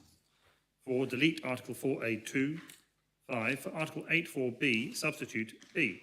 That the approved drugs are expected to be administered to the individual, 1, by the individual themselves if they are physically able to do so, even if equipment or other support is required, or 2, by the administering practitioner otherwise. 6, renumber Article 8.4a3 and cross-references accordingly. 3, page 146, Article 10. 1, Article 10.1b, insert C, may initially administer the approved drugs themselves only if the individual is not physically able to do so, even with the equipment and other support that is available. And 2, delete Article 10.1d.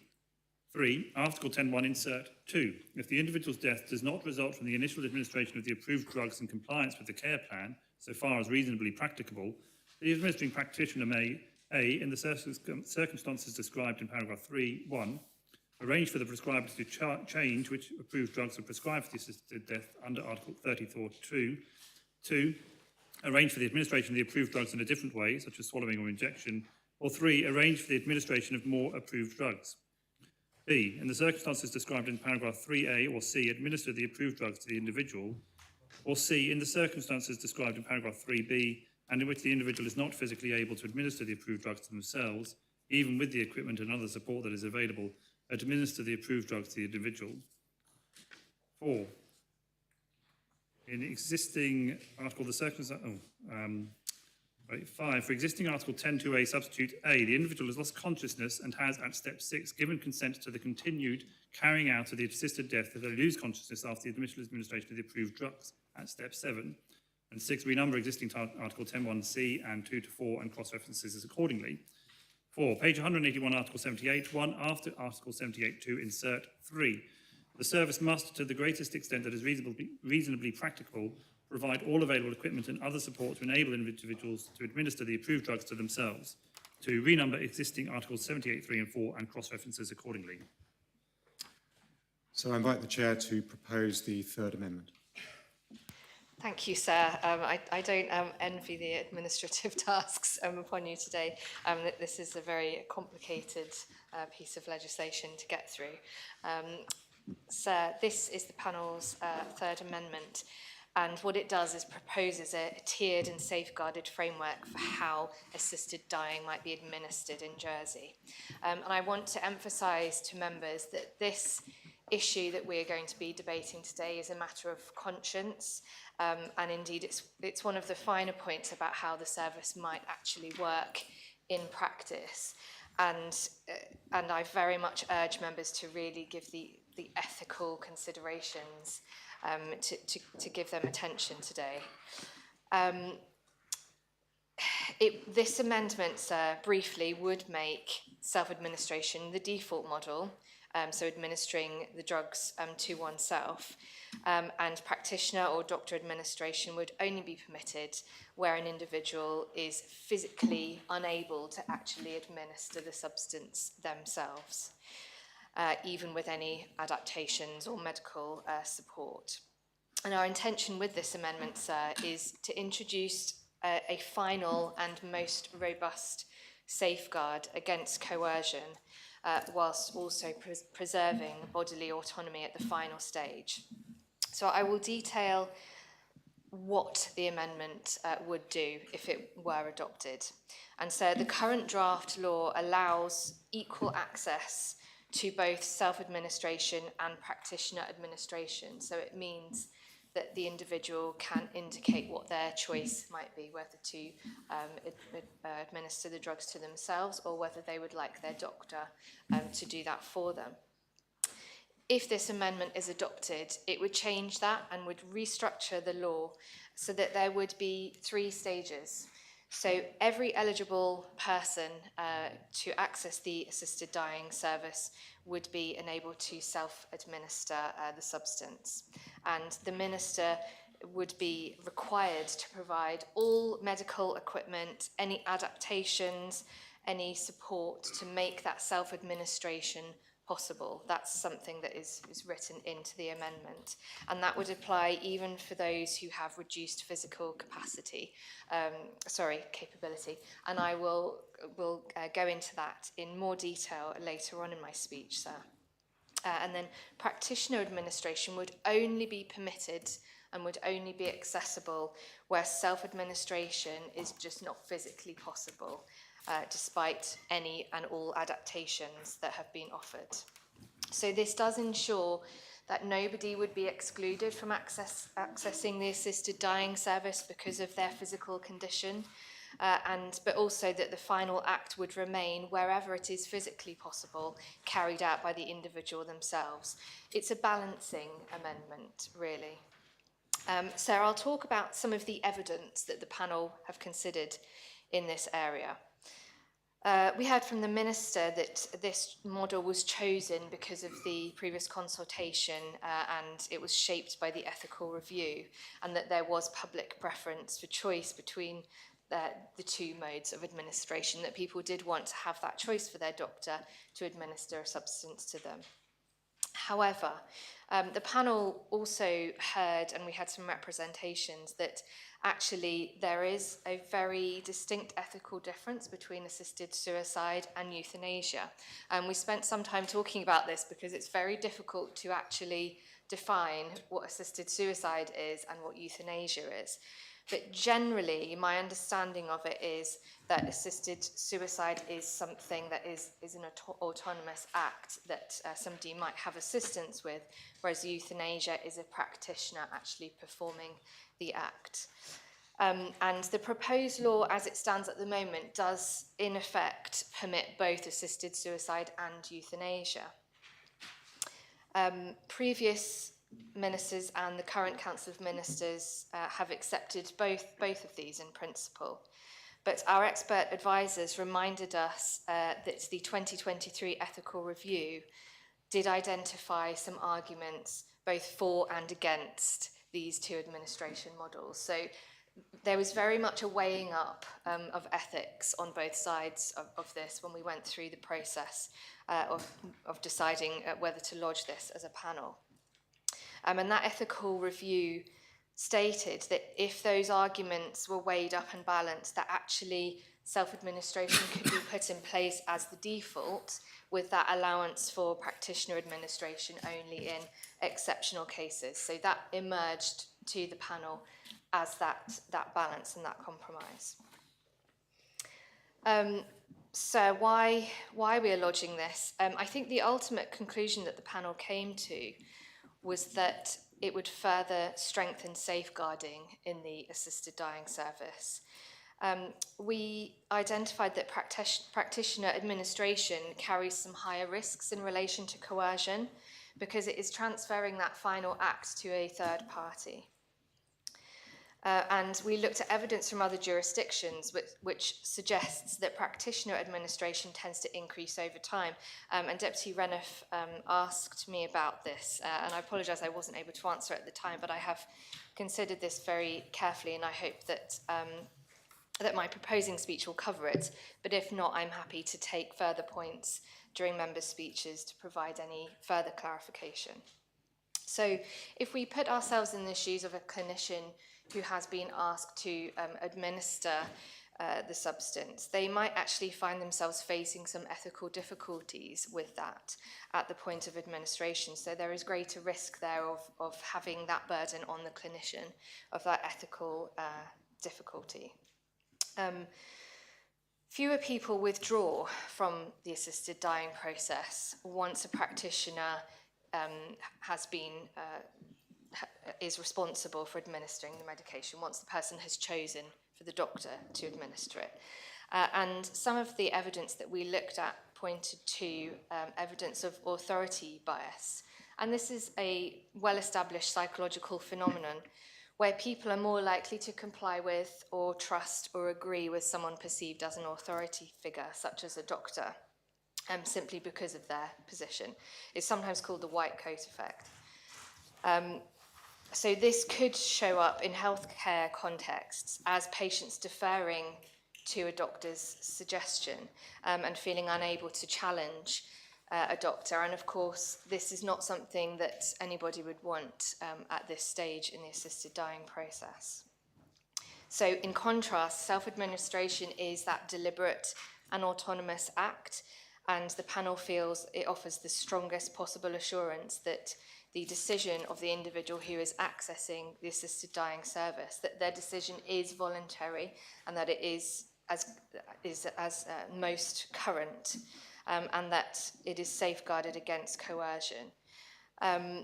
It also strengthens personal agency and dignity because the individual is able to choose the exact, precise moment for the act to take place. So we looked at other jurisdictions, and in Australia, in Victoria specifically, in Australia, they have a very similar model in their legislation. And their practitioner administration is allowed only where a person is physically unable to self-administer. And to give members some context about what that looks like. So in the 2024 to 2025 year, 492 permits were for self-administration and 142 were for practitioner administration. So it's clear from that example that there is a reasonable use of that tiered approach where people can't actually physically self-administer, that those options are being accessed. We also considered some evidence, and this is anecdotal evidence, looking at Dignitas, where only, and this is in Switzerland, I believe, where only self-administration is permitted. That's written into their law. And many adaptive methods are used successfully there. And again, this was something that we considered at length with our advisors, and we were very grateful for their expertise in this case, because what they did is actually answer multiple questions from panel members about what this might actually look like if somebody had varying levels of physical ability, such as being able to move only their limbs or not being able to swallow. And what we were reassured, what our advisors reassured us, that actually the medical adaptations and the medical equipment that is available, it's extensive, and there are many pieces of equipment that can be used to help people who are not physically able to actually take a drink, or to apply pressure, to press a button, to administer something through an IV. They even described where if a patient could still just move their head slightly, that actually there was a device that could be connected to a cushion that the patient could just lean their head against, and then that would be able to be linked to an IV for administration. So we found that whole process actually really reassuring, in that actually there were lots of medical adaptations that were accessible to make this practicable and possible and not too difficult, and that actually even where self-administration is happening and that ultimate final decision and the pressing of a button or the drinking of a drink is performed by the patient, that the doctors are actually still there for support, and that they would still be there to prepare the substance or to put an IV into somebody's arm so that they could then attach it to the button, that there would still be doctor support, that people wouldn't just be left, they wouldn't be abandoned to do it on their own. So, sir, why retain the word physically? And this is another aspect that we considered. Thank you. Sorry, sir. I've done a lot of speaking today. My throat is suffering a little bit. We did explore whether the word physically should be removed to allow practitioner administration where a person is psychologically or emotionally unable to self-administer. And this, for me, was the one that actually kept me up at night thinking about this one and whether that was the right thing to do. In the end, we concluded that removing that word would create too much ambiguity. But what I would say is that I think this is something that should be considered. If this amendment is accepted, I think that the examination of that word and of perhaps the psychological or emotional difficulties, I think that should be considered as part of the Minister's review, the planned review of the service. And again, we looked back to the Victorian model, and we found that in that model, it's only, they do have the word physically in there, so that you have to be physically unable to self-administer if you want to access a practitioner. And it underlines, that example of Victoria underlined many of much of the evidence that we had been considering. So it directly expresses the autonomy of the individual. Creates the strongest possible safeguard. I think one of my panel members described it as the ultimate safeguard, and that was something that really resonated with me, actually. We also considered evidence that pointed to self-administration as the default, strengthening public confidence in the service, knowing that that was the default model, that people were taking that autonomous step themselves, generally would strengthen public confidence. and also professional confidence in the service. So the Minister has published some comments to the amendment, and he has defended his original policy intention. But the panel remain certain that, having weighed this up, that we feel this is the right thing that we would like to present to the Assembly for consideration, that it does reinforce bodily autonomy at the final step, and this matters ethically and practically. It gives the clearest expression of personal agency and consent, and it's that final proportionate safeguard. We are confident that the medical equipment that might be necessary for self-administration in various different scenarios, we're confident that that equipment exists and that it would be reasonable for the Minister to supply that equipment, which is why that is written into the law. And we think that this slightly more cautious, proportionate approach is one that is best for Jersey at this point. And Jersey could review and evolve the approach in future once the service has launched. And I'll reiterate again that we felt, in terms of well-being of the doctors, we felt this was also best for the doctors as well. So I will conclude, and the panel does acknowledge the Minister's arguments on choice and engagement and international evidence, but having considered all of that and weighed it up against the evidence that we have found, we do consider that on balance, the autonomy of the final act and a final safeguard against coercion, the clarity for patients and the consideration of clinicians, that must carry greater weight. And then we therefore invite members to support this. And I'm interested to hear what members have to say about this, and I'm happy to answer any questions in my summing up. I propose the amendment, sir. Thank you, Chair. Is the third amendment seconded? Does anyone member wish to speak on the third amendment? Deputy Scott. Thank you, sir. This amendment, to some extent, is, in my mind, not that different from the amendment that Deputy Ward is bringing. And because to some extent, it's really talking about the patient having an element of consciousness in order to proceed with a choice. And having thought about this quite carefully, and I suppose a lot and many members will be thinking about personal experiences, I'm sure. One of the questions for me in terms of why would anybody even go through this procedure is it might well come down to what is life? What is the meaning of life for them? And for some people, that's the quality of their existence.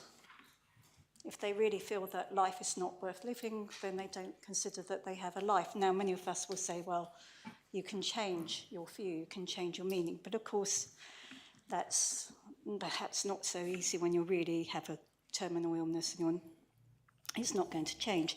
And for others, it is consciousness itself.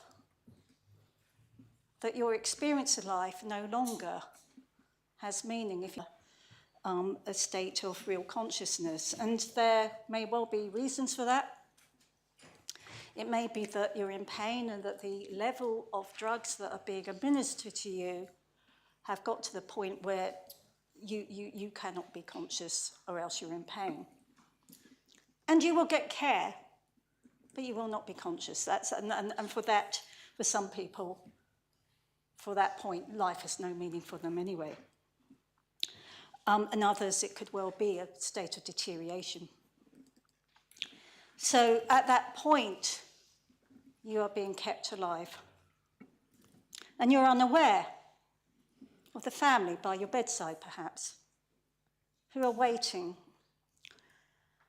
And I guess the whole kind of approach of different people, even cultures, in terms of those final moments may well differ, but I have certainly had family members, and certainly on the Chinese part of my family, and the gather around. We will not leave that person's bedside until they have slipped away. And then maybe it's protectiveness. Maybe we just don't want them to be alone. And maybe that person just wouldn't want us to be hanging around. They might want us to be getting on with our own lives. What this law is doing is actually giving that person that choice. And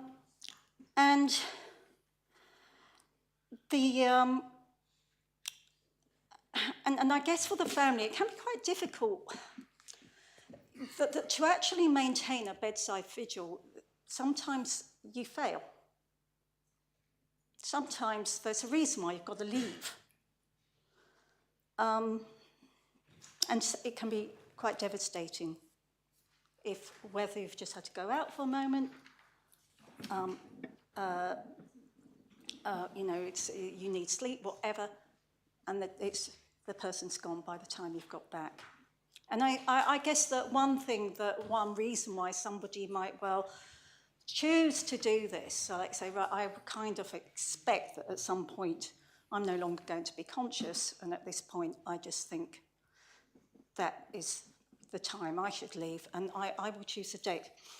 From my perspective, and I have asked questions about this law, because if you're thinking about that life is a state of consciousness, maybe ideally you might say to practitioners, you might have a law that actually says, well, at that point where I lose consciousness and it's pretty certain that I can't come back unless I'm going to be in really deep pain, I just can't come back. At that point, if you don't mind, this is my choice.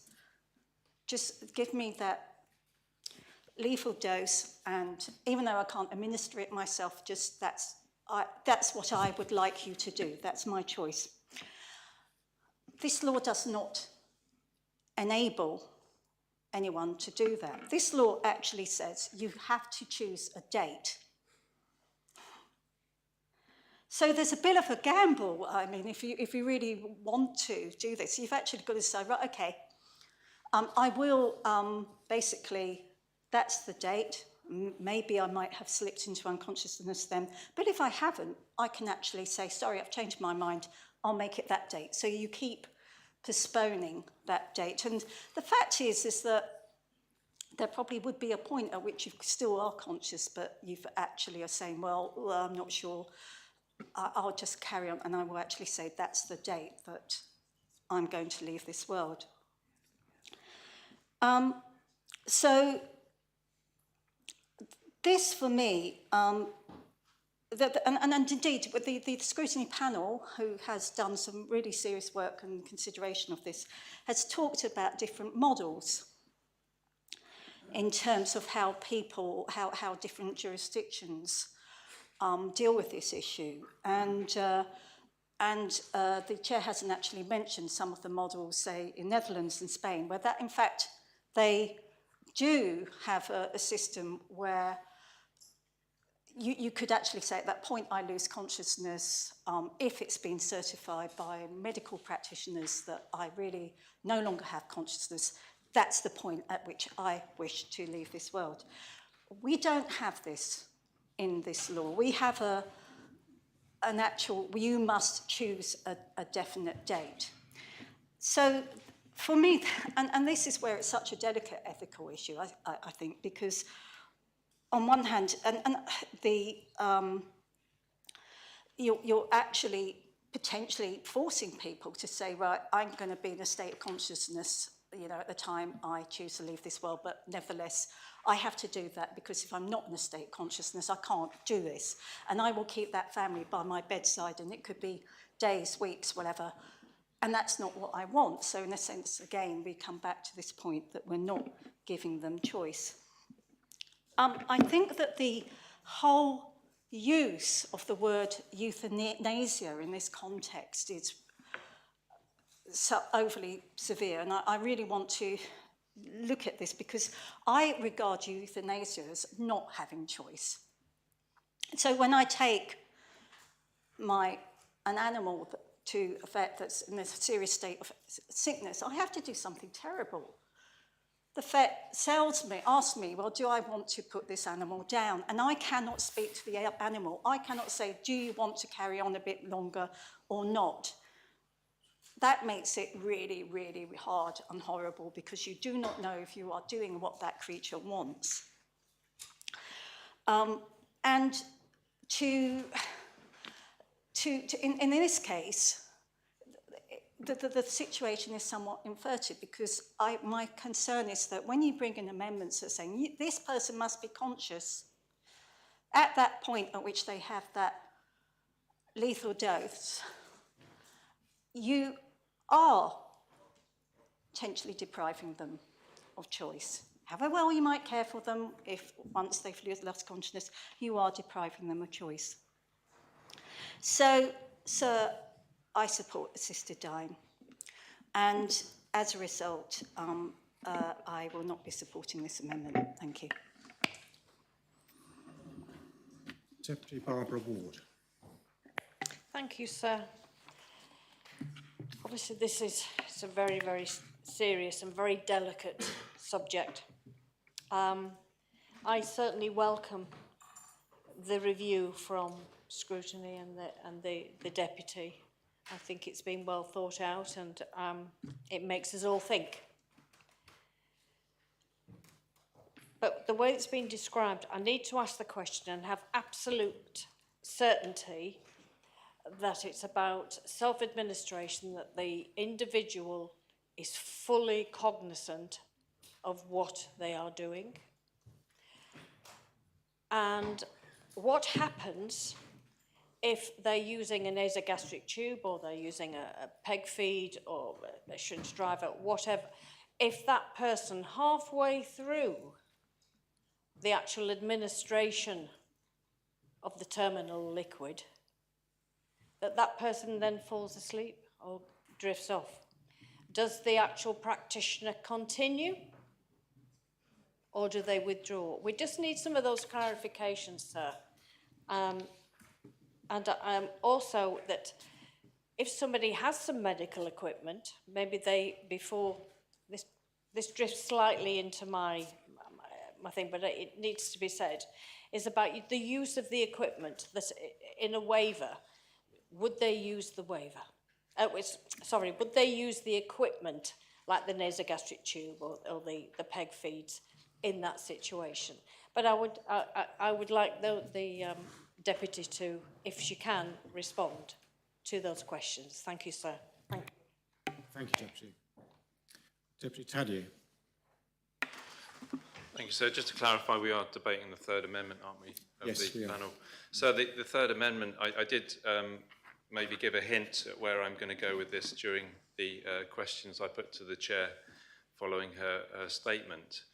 What the panel is proposing here is that the panel is proposing that restricting practitioner administration to cases where a person is physically unable to self-administer. But what it means is that if the person is able to administer, the medical practitioner, the doctor, will no longer be allowed to administer that. It's a strange amendment, I have to say. It's removing choice from a person literally in a critical moment, the last moments of their life. It's removing agency from them. This whole law, I know that there are proponents and opponents of it, but it's removing their choice to ask a medical professional, and it could be someone who's used to going to medical professionals for the whole of their life. I mean, you know, it could be someone who's been in and out, or it could be somebody who's only been to see their doctor on a couple of occasions because they've led a relatively healthy life, and they'll be used to going in, maybe, you know, getting all sorts of procedures done where they trust both their GP and they trust other medical professionals to carry out those procedures. It may be something as simple as getting your blood pressure taken or getting a blood sample done, and on none of those occasions would you expect, and I'm not comparing these two, so I don't want to be misquoted, but these are all a sliding scale of interventions, and this will be a final intervention that a doctor may make. A doctor wouldn't say to you, you know, well, do you want to take your own blood? And you'd say, no, I think I prefer you to do it. I don't feel comfortable doing that. I trust you to do it. And to simply say that we're removing choice, unless someone is so physically unable to administer it themselves that they can't do it, just seems entirely counterintuitive. I don't know if I've missed something here. I don't buy the arguments that it is to protect the doctors, because of course we know that there are already safeguards whereby doctors can refuse to get involved in this as a matter of conscience, and that's absolutely correct. So anybody who, no doctor should be put in a position where they're asked to do something that they're not willing to do, because that safeguard is fundamental to the law. And I also don't think it stops coercion, because actually it's removing the choice, like I've said, from the individual. I would put the question back. I said, if it's become the default position elsewhere, as the panel has said, that the doctor is the one who administers the lethal medication, that could be because that's out of choice. It's a preference for the majority of people ending their lives that they simply ask the doctor to do it. There's nothing wrong with that if that's a position that the majority of those choose. So unless I hear something in the summing up which suggests that I've completely misunderstood this, or that I'm following the wrong line of thinking, sir, I don't think this is the correct amendment to support. I think the Minister's correct on this one and what he's proposing, and I'm all for choice in this, sir. That's why I will be supporting the overall proposal, sir, and I certainly can't support an amendment which restricts choice for an individual in this situation. Thank you, Deputy. Next is Deputy Catherine Curtis. Thank you, sir. And as Vice Chair of the panel, I echo the comments made by the Chair, but just to add a few points. So just broadly, there are two modes of administration. There's self-administration and practitioner administration. And the panel recommends self-administration with the option for practitioner administration if the person is physically unable to self-administer. So the Minister is clear that he values choice for people in how they choose their mode of assisted dying. And he is right, but the panel prioritises safeguarding, because when the moment comes to end a life, the final safeguard is that the person administers the drug or other method themselves. So both the Minister and the panel are right. How anyone votes depends, I think, on whether they prioritise choice or safeguarding. So this amendment brought by the panel would not prevent anyone from going ahead with an assisted death should they fit the conditions. The amendment is solely there as a final safeguard. The panel, with the help of expert advisors, carefully considered the model used in Victoria, Australia, where practitioner administration is only permitted when a person is physically unable to self-administer. The Minister raised concerns about how to define physically unable, but the expert advisors reported no evidence of system-level difficulty in Victoria in determining whether a person was unable to take or digest the approved drugs. So I myself have experience of helping to care for dying people. My own father died peacefully in my home. His care was managed by myself, family nursing, and the hospice. During COVID, also, I worked shifts in care as a level 3 carer in the nursing home where my mother resided. And my experience of people who were terminally ill was that they often had good days and bad days. And I remember one man who would ask us to throw him out of the window and finish him off. But the very next day, he could be having a good day. Also, my experience is that many people who are suffering from a terminal illness often feel they are a burden For these people, it would be much easier to submit to practitioner administration than to self-administer, but I don't think that anyone wants to encourage people to see themselves as a burden. So while respecting a person's ability to decide whether they want to go ahead with an assisted death, the requirement for them to self-administer ensures that that person is in full control of their decision on their final day. I therefore feel much more comfortable with the model of self-administration. It offers stronger safeguards and autonomy while still enabling equitable access. It ensures certainty that this is what the person really wants to do, and I hope that the Assembly supports this amendment. Thank you, Deputy. The next member wishing to speak is Deputy Wren.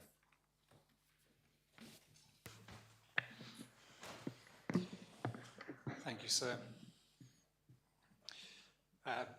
Like Deputy Taddier, members may not be surprised following my earlier question to the Chair of the Scrutiny Panel at the angle I take on this matter. And this is about thinking our way into situations which most of us hope we will never confront. And we're nevertheless required to do so. And thinking about this, I am not convinced that the arguments preferring self-administration as the default method are very strong. And my own view is that we should be neutral on the method of administration. And I respectfully don't accept that this is a choice between prioritising safeguard or choice. It is certainly the case that the issues are about safety versus choice, but it is not necessarily the case that the decision we make is about choosing, and I'll elaborate on that. The choice side of the equation is pretty clear, and other speakers have made that case. In situations where practitioners' administration is allowed, it becomes the default, and that suggests to me that it is a preferred option for many people in this situation, if preferred can be a relevant word in this context. That preference does not surprise me. It seems to me highly likely that a person in a physically weak position confronting the end of their existence, sure of their mind, but perhaps unsure of their capabilities, might prefer to hand the conduct of that final step to a medical professional. To me, it is precisely because the option of practitioner administration becomes the default option and is therefore, we can assume, a preferred option in many cases, is why we should be minded to support it. The proposer's view is that making self-administration the default would be the ultimate safeguard. And I think this is where this question of choices comes into it. That suggests a lack of confidence in the safeguards we have in place. Why do we need an ultimate safeguard? I think we should consider the entire landscape regarding safeguards in this legislation. And I must say I'm very impressed by the care and thought that has gone into building safeguards throughout this process and throughout the legislation. And I note that the Scrutiny Panel has provided further safeguards through some of its other amendments, and that the Minister has accepted those amendments. We would only need an ultimate safeguard if the existing safeguards were inadequate or if we were not sure about them. And I would be worried if that was the case. But I do not think that the safeguards are inadequate. I have further problems with the wording of the amendment. Physical capacity in the context of assisted dying seems to me to be a very difficult concept.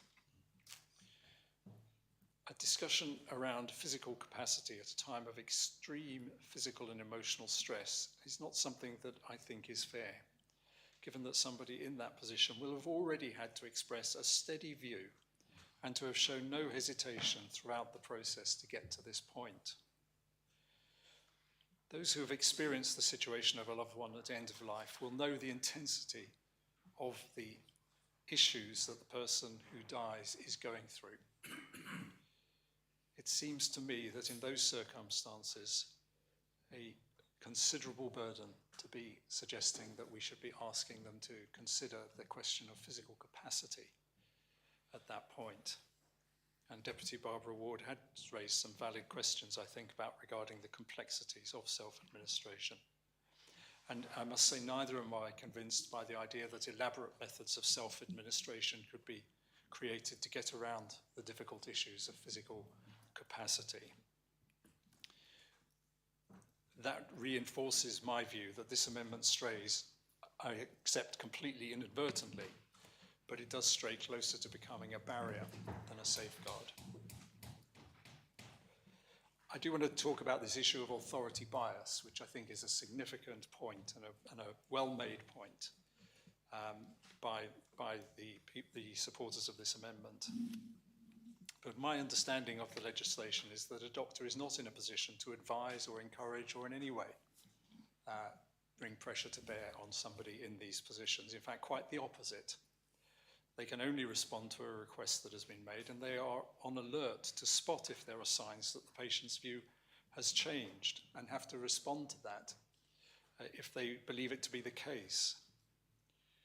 So my point would be, if we believe that we do not have safeguards against authority bias already present, then we should not be voting for the legislation at all. But as I've said, I do believe that we do have those safeguards, and in fact they are exceptionally thorough and have been built upon by scrutiny as well.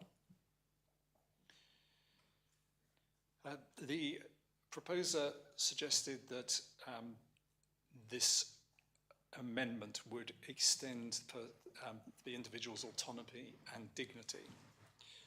But I have to say I disagree with that view, because the person's autonomy is being restricted in the very large measure by being told that unless they can prove physical, or unless it can be proved that they are physically incapable, they have to self-administer in a situation where they may have a strong view that they do not wish to do so.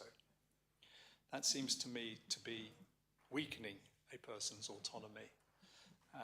And for the reasons I've already talked about in terms of the issues that they would have to address around physical capacity, also weakening their, undermining their dignity.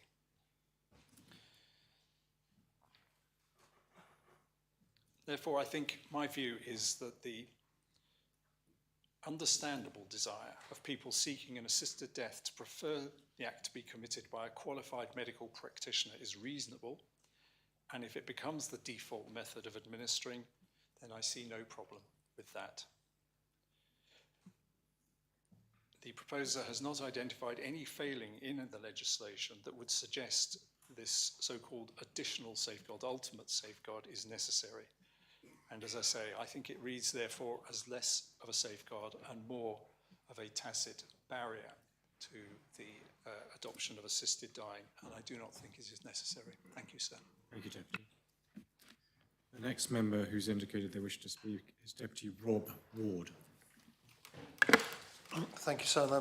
I'm pleased to follow the previous speaker who expressed some points in a way that I was wondering how I'd express them, so I don't have to. So, just to recap, the Third Amendment proposes to make self-administration the default. So I reiterate that so on purpose, not just to repeat, and to restrict practitioner administration only to those who are physically unable to self-administer, even with equipment adaptations and support. So I do oppose this amendment, not because I dismiss the sincerity of the panel, and not because I underestimate the importance of safeguarding. I oppose this, sir, because this amendment risks creating a system that is less compassionate, that is less flexible, and ultimately less aligned with the wishes and needs of the very people this legislation is meant to serve. The amendment removes choice at the most profound moment in a person's life. The draft law as it stands reflects a clear principle that the individual should choose the method of their assisted death. The Minister made this point plainly during the panel's own hearing, stating that restricting the model would not reflect what consultation has shown the public want. The panel's report quotes him directly. Restricting the rights of a person who wants to end their life end their own life, to choose the way in which they would like to end their life, I would certainly want to meet those needs. And this amendment removes that choice. So I feel that it replaces autonomy with a hierarchy. It tells people facing the end of life that they must perform the final act themselves, even if they do not want to, even if they find the idea distressing, even if they would prefer the presence and support of a clinician. We should not, sir, be trying to legislate a single correct way to die. And the amendment creates a distinction that I feel could be ethically questionable and practically unworkable. The panel insists on the word physically, but so what does that mean in practice? A person may be physically capable of lifting a cup to their lips, but emotionally shattered by the prospect of doing so with the lethal medication. But that doesn't change their choice. They may be physically able to press a button, but psychologically unable to take the final step. The panel acknowledges this in its report. An individual may be deemed physically capable, but due to the psychological or emotional distress feels unable to do so. And yet the amendment offers no accommodation for this reality. Instead, sir, it forces clinicians into a very difficult position to judge whether a person's hand is physically unable, but their head is not. And their head is not. So to me, this is not safeguarding. This is adopting a single rigid process that may have unintended consequence, and it looks like protection. It is also argued that self-administration is a safeguard against coercion, but members, sir, as well, coercion is not prevented by forcing a dying person to perform a physical act they may dread. Coercion is prevented by rigorous eligibility assessments, multiple stages of consent, independent clinical oversight, and the presence of trained professionals, all of which the draft law provides for. So I have real concerns that the amendment risks creating traumatic experiences. People who fear self-administration may delay until they are too unwell. People may attempt self-administration and fail, requiring distressing secondary interventions. Families may witness prolonged or complicated deaths that could have been avoided. And the panel itself notes the international experience shows the choice of drugs and methods requires careful evaluation. Yet this amendment narrows the options before that evaluation has taken place. And so I must mention the evidence that is used. The panel cites Victoria, Australia, where practitioner administration is limited physical incapacity. But Victoria's system is not Jersey's system. In Victoria, clinicians are not required to be present during self-administration. The legal framework is far more restrictive overall, and the cultural and clinical context is entirely different. Jersey has chosen a different path, a model where clinicians are present, where support is continuous, and where the individual's choice is central. We should not import the most restrictive element of another jurisdiction while ignoring the broader context in which it operates. Under this amendment, two people with identical diagnoses, identical suffering, and identical wishes could be treated differently simply because one can lift a cup and the other cannot. So that is not autonomy. It is not compassion, sir, and I do not believe it's fairness. The panel argues that self-administration enhances dignity, but dignity is not something the state can define for a person. Dignity is personal, subjective, and chosen, and our law should respect that. So I ask the question, when does safeguarding become gatekeeping? The panel frames self-administration as a final safeguard, but sir, the final safeguard is not the physical act. The final safeguard is the person's ongoing, voluntary, informed consent. And the draft law already requires multiple assessments, independent verification, a care plan, the presence of a clinician, and the ability to withdraw at any time. Adding a requirement that a person must physically perform the final act does not strengthen the safeguarding. It simply adds a barrier that what may be insurmountable for some, distressing for others, and unnecessary for all. So to conclude, sir, this amendment is well-intentioned, but good intentions do not always make good law. The draft assisted dying law already contains robust safeguards, it already protects autonomy, and it already ensures safety. And it reflects the evidence gathered through years of consultation. So I finished by saying that I believe that this amendment will remove choice, may create distress, does impose rigidity, and I believe undermines the compassion, person-centred model that Jersey has worked so hard to design. For these reasons, sir, I ask members to reject the third amendment. Thank you, sir. Thank you, Minister. The next member wishing to speak on the amendment is the Minister for Social Security. Thank you, sir. Firstly, I would like to thank the panel for all the diligent work that they have done on this piece of work. I know that they've put a lot of work, thought and effort into it. This particular amendment, I have to say, is one that I'm having to put a lot of personal thought into. And I do think it is important that when we're looking to other jurisdictions that we look to what they've learned as well. My understanding, and I'd like the panel chair to address this in her summing up, my understanding is that the Victorian government has recently had a bill which made a number of changes to the assisted dying law in Australia, and this element was actually one of the recent changes, and they have in fact gone away from the default position that is being proposed by the panel. So I would like to hear from the panel chair whether they did look into that bill that I believe was debated in Victoria and passed in November 2025 and is soon to become legislation there.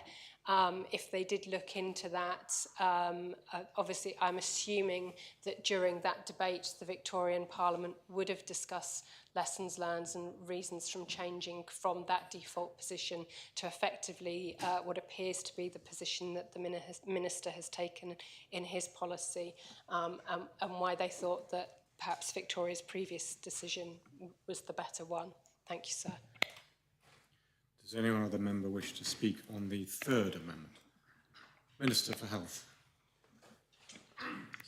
As was mentioned earlier, there are likely to be 17 votes in this debate, but I think only 3 issues are going to stimulate a full debate, and this is one of them. So I hope, I may repeat some of the comments that have been made already, but I feel it's important to be comprehensive. So I hope members will bear with me for the 4 or 5 minutes it will take to cover this off, sir. So this amendment, if adopted, would change fundamentally the principle of compassion that sits at the heart of the assisted dying proposals that the Assembly and the public have shaped from the outset.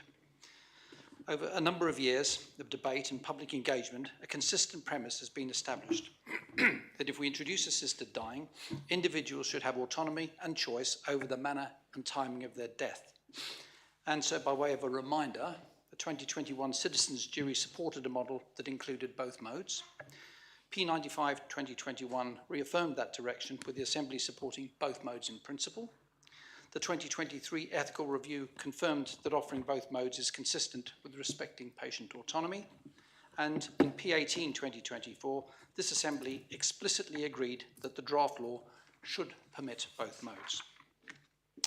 The panel's own expert advisors made no recommendation to permit self-administration only. This is not an area where the Assembly has been uncertain or divided. The principle has been repeatedly endorsed.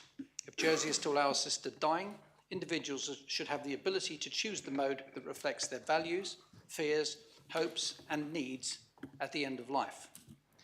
Indeed, I must admit to being a bit surprised that the panel has brought forward this amendment. Whilst I disagree with their amendment on the third-party appeals and with Deputy Ward's amendment on the waiver, I sort of understand why they've been proposed. I can't say the same for this amendment, as I cannot fathom how withdrawing help and support from a dying person in the very last moments of their life can be presented as a safeguard. In their report, the panel suggests that bodily autonomy requires the individual to perform the final act themselves, that self-administration is ultimate agency, and that the clearest possible evidence that the decision is voluntary, contemporaneous, and personally enacted. But surely, sir, this is a false argument.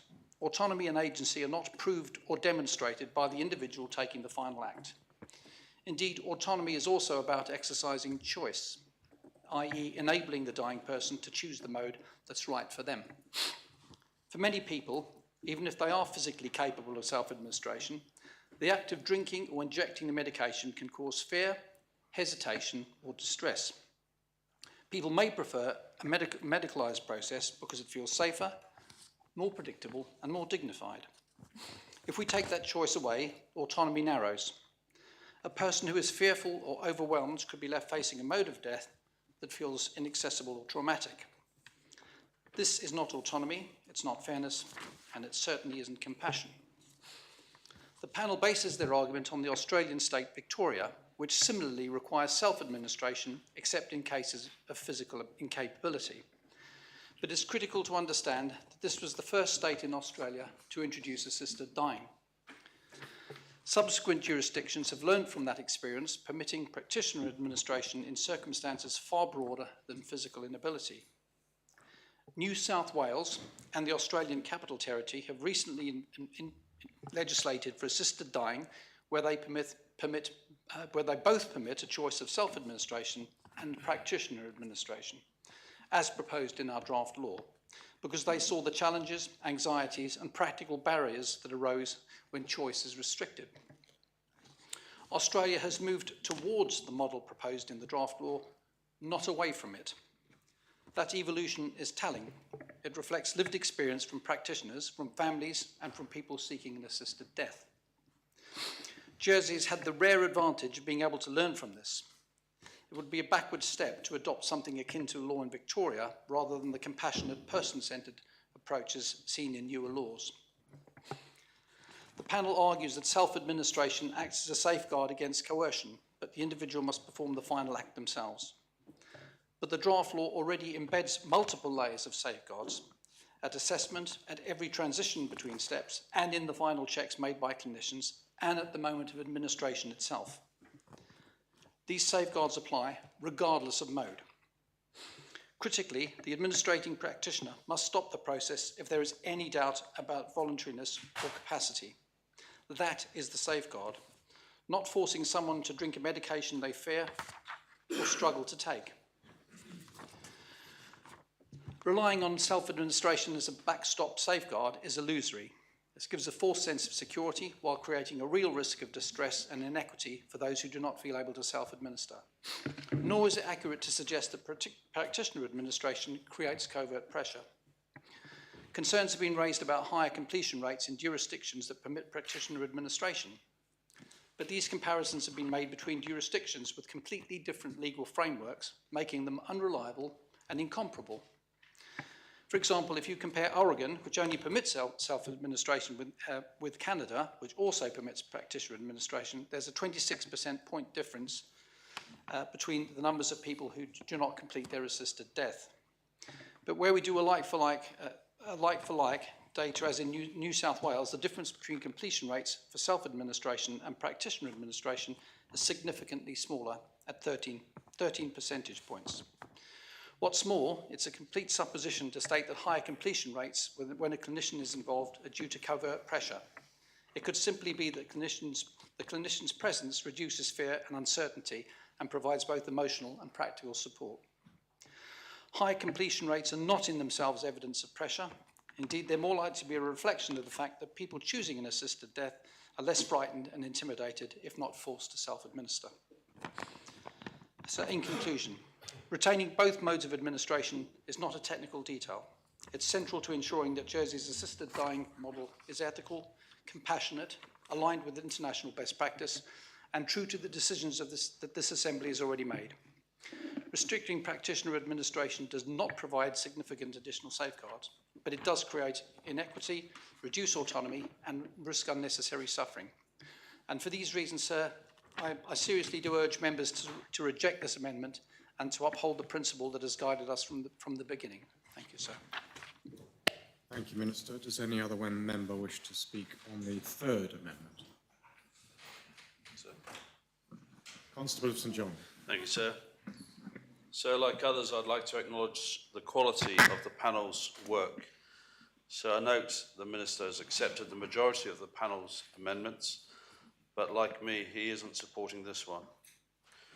So we heard from the Chair that she spoke about the white coat, sir. So I think it is pure supposition to say that the presence of the doctor encourages the person to proceed with an assisted death. It could easily be said so that it could give the person greater comfort and safety in the presence of a doctor. So Deputy Felton is indeed correct, sir, when she says that Victoria have voted to move away from self-administration to permit absolute choice. So the Chair said in her statement on the review that this amendment is driven by a judgment as to what is right. So I would argue that it's not based on fact, but instead is based in opinion. It is said that self-administration is the ultimate safeguard. Self-administration, in my view, is not the ultimate safeguard. I'd argue that in fact it is the false safeguard. So if you get that far in the process and you need to rely on self-administration as a safeguard, you have got something wrong. As the Health Minister has just explained to us, there is public confidence. The public clearly say they support practitioner administration, and it is a supposition to say anything otherwise. Finally, sir, in respect of doctors, the experience in other jurisdictions has demonstrated that there are many doctors who are willing to administer the drugs. So I will be rejecting the amendment and encourage others to do the same. Thank you, sir. Thank you, Conatop. Does any other member wish to speak on the third amendment? Deputy Balash.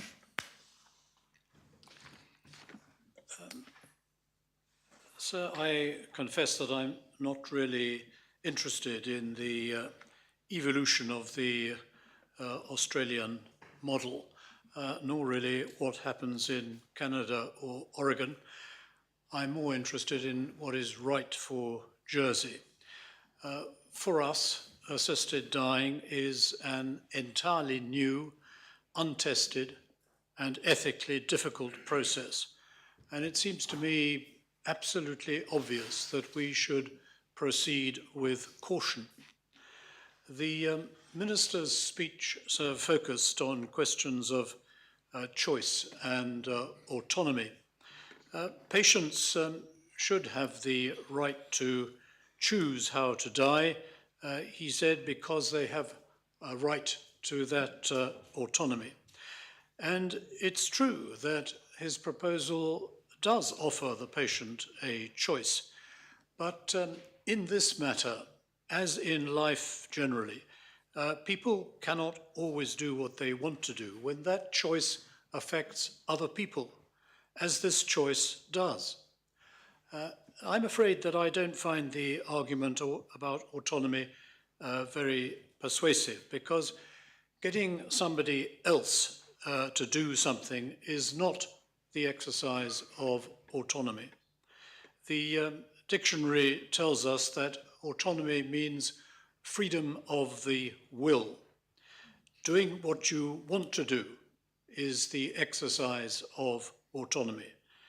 That is freedom of the will. But getting someone else to do it is not the exercise of autonomy. That seems to me to be a false argument. Getting someone else to inject you with a fatal substance is not the exercise of bodily autonomy. And I think that the arguments about infringing patient autonomy have no substance. They are mistaken. There seem to me to be three arguments why this amendment should be adopted, and I will take them in ascending order of importance, i.e. the least important first of all. The first argument is that none of the English, Scottish or Manx draft laws include euthanasia in their texts. It seems to me that there are advantages in not departing substantially from the models adopted in other parts of the British Isles. Our doctors, psychiatrists, nurses are all trained in Great Britain. They are subject to ethical and professional rules that are set in Great Britain. Going out on a limb with a completely different process for assisted dying, even if it is practiced in other parts of the world, seems undesirable unless there is a compelling reason to do it. It would give rise to ethical and professional complications if self-administered assisted dying is the norm here, as it is in other parts of the British Isles. There will be less confusion as to what the applicable rules are. The second argument is more important, I think. A trusting doctor-patient relationship is fundamental to our well-being. When we are sick, we are vulnerable and totally reliant upon medical people. We trust them because we believe that they want to make us better. The introduction of any form of assisted dying actually may have an effect upon that relationship, but euthanasia certainly risks changing its trusting nature. It may not be rational, but elderly, confused patients may fear injections by a doctor if euthanasia is lawful. If patients know that the only lawful kind of assisted death is a self-administered one, the perception will be different. Making euthanasia lawful will, I think, change the nature of the doctor-patient relationship, and not in a helpful way. The third argument, which other members have rejected, is, I think, the most important, and it does concern coercion. I was the member of the panel to whom the chair referred, but the thought came not from me, but from Kim Leadbeater MP, the person promoting the English assisted dying law, who, when asked why they had not included practitioner-assisted death in their law, answered that it was the ultimate protection against coercion. If you had to do the act yourself, it was much less likely that you had been coerced. And that's the real meaning of autonomy. If you have the ultimate agency over your own body and your life, it is much less likely that you will have been coerced into taking a decision to end your life. And by coercion, I don't just mean coercion that involves some external influence, but coercion that involves some misplaced feeling that you are a burden to others. If you transfer that agency to a clinician, you are diluting the personal control over the timing and manner of your death. What I had not realized until it was explained by our expert advisors is that self-administration has so many different facets. It can mean lifting a goblet of poison and swallowing it, but it can also mean pressing a button to allow the passage of poison into your body. It can mean applying pressure to a cushion with your chin to achieve the same end. There are numerous different ways of self-administration which can be devised to suit the preferences and capacity of the patient. And at the end of the day, if you are physically incapable of doing any of those things, it will be lawful for the physician to administer the poison to you. Some have suggested that proving physical incapacity might be difficult, but in Victoria, where the similar rule has or is in force, the evidence is that no difficulty by the medical profession has been experienced. This amendment preserves the freedom of the will, patient autonomy, but does not risk the other downsides of practitioner administration. And I will finish with one other point. I do think that there is a clear moral and ethical distinction between administering drugs to alleviate pain and suffering, even if death does ultimately result, and administering drugs with the intention of causing death. I confess that I feel discomfort when I hear of doctors who get apparently satisfaction from bringing life to an end. Maybe it is the memory of the infamous Dr. Shipman. We do not need to risk that. The amendment substantially avoids that kind of risk, and I hope that members will give it sympathetic consideration. Deputy Scott, your light is on. Yes, I just wondered if the Deputy would allow me to ask two small points of clarification.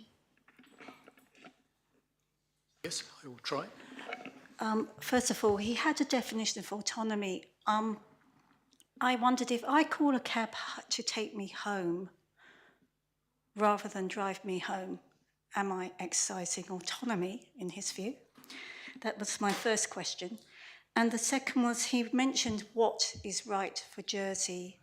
And the Minister mentioned public consultations, but the Deputy himself didn't say anything about the place or the weight that he gives to those public consultations in terms of determining what's right for Jersey. So whether he might just offer a few there. Deputy, do you wish to give clarification on those questions? I'm not sure that I am very clear what the points of clarification are. I think I have explained what, in my view, autonomy is, which is freedom of the will. And I don't think I have anything to add to that. So far as consultation is concerned, of course, there's been huge consultation, and different views have been expressed by a whole range of different people. And we all in this Assembly have to make up our own minds at the end of the day as to what is the appropriate and proper way to go forward. Does it? Deputy Minister. I'm reluctant to do this, but I wonder if the Deputy would like to withdraw his final comment, because unless we only hear these things once, but unless I heard incorrectly, he made mention of medical practitioners who might enjoy bringing people's lives to an end. And I think that for people that might opt to get involved in assisted dying, that's something of an outrageous comment. So. Deputy, it's a matter for you as to whether you wish to withdraw that comment. I'm sorry, sir, I'm not sure that I actually heard the whole question properly. Well, you made reference during the course of your speech to, you did preface it by assisted dying potentially changing the relationship between a patient and a doctor. So this may be a good time for point of order, but it's not a case of whether we like what... Can I just finish? Sorry. But you also referred to the possibility of doctors sort of getting satisfaction from ending the life of a patient, and certain members reacted to that comment, and it's a matter for you as to wish to clarify that comment or withdraw the comment. That is the point that has been raised to you by the Minister for Health. What I said was that I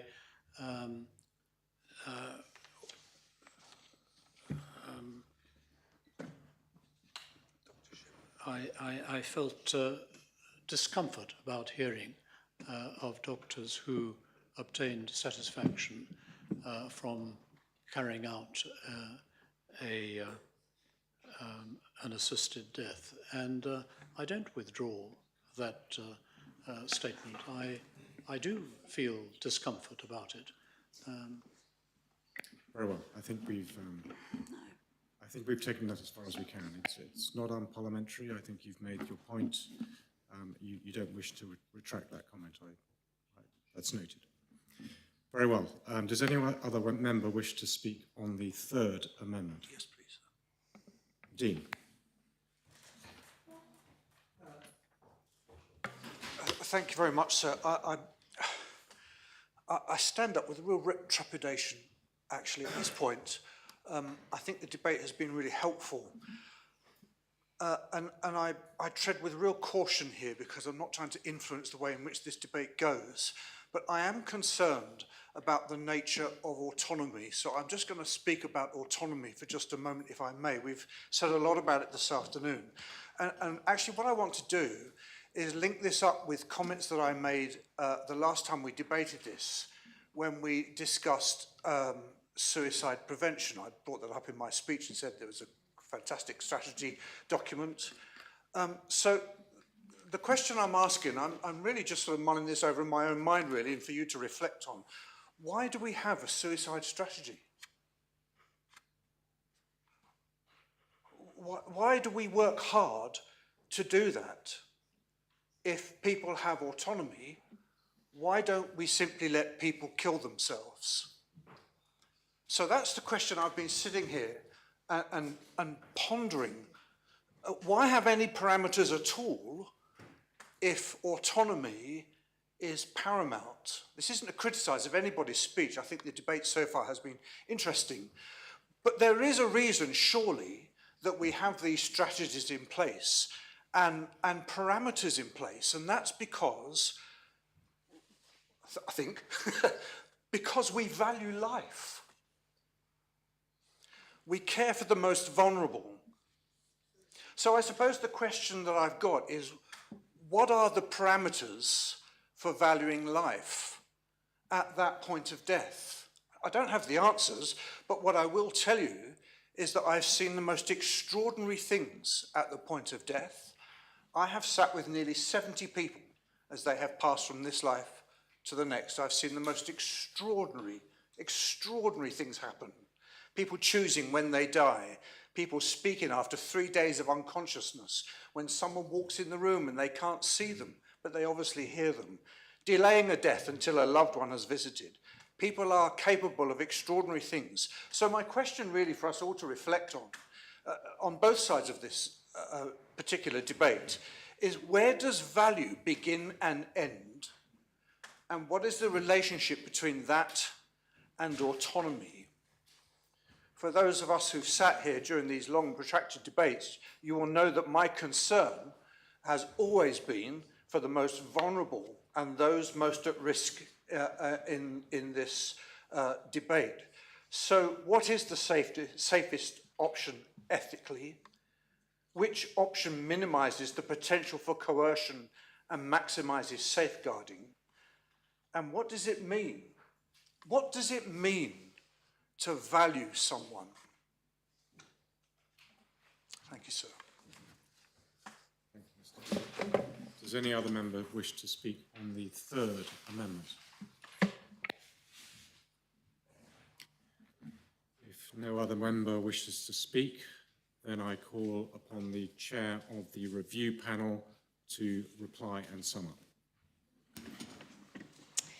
Thank you, sir. I should do my very best to reflect and respond to the points and questions that have been raised. And I do thank members for the thoughtful and considered debate, and to remind members that the law will function either way, whether this amendment is included in the legislation or not. and one of the broader findings of the panel was that there were significant safeguards in the wider legislation. And I wanted to repeat my earlier point that this is one of the finer points in regards to safeguarding, and it is for members to decide. This amendment is in the hands of members to decide whether they want to do that final tightening up of the safeguards and to weigh up the arguments. And indeed, we have heard reasonable and robust arguments both for and against today. And it probably is quite a difficult one for many members to weigh up. Deputy Scott, the Deputy mentioned some questions about the waiver and whether if somebody was physically unable to access the service, whether a doctor would be able to administrate. And I think there was a little bit of confusion there between the waiver amendment and this amendment. So this amendment is focused on physical capability. It's not, it wouldn't impact the waiver, and indeed that separate question of the waiver can be considered independently, and the law would work with the waiver if this amendment is accepted or if it is rejected. So that separate question of the waiver can be considered separately. I think I would give the same response to Deputy Barbara Ward for her questions, actually, that the question that she raised actually was about the waiver. It wasn't about the physical capability that this amendment addresses. Deputy Tadger gave a really interesting speech, and he drew some comparisons between other medical procedures, and he stated that why would we ask a medical practitioner to do something like draw blood for a blood test? Why we wouldn't logically be expected to do that ourselves. But it is very different, sir. The moment of ending a life is very different to the moment of administering medical care, and that is why this careful consideration must be given at this point. One of them is treatment and one is assisting a person to die. And the deputy gave some very good arguments around choice, and I can see that he felt very strongly that restricting choice is not something he wanted to do.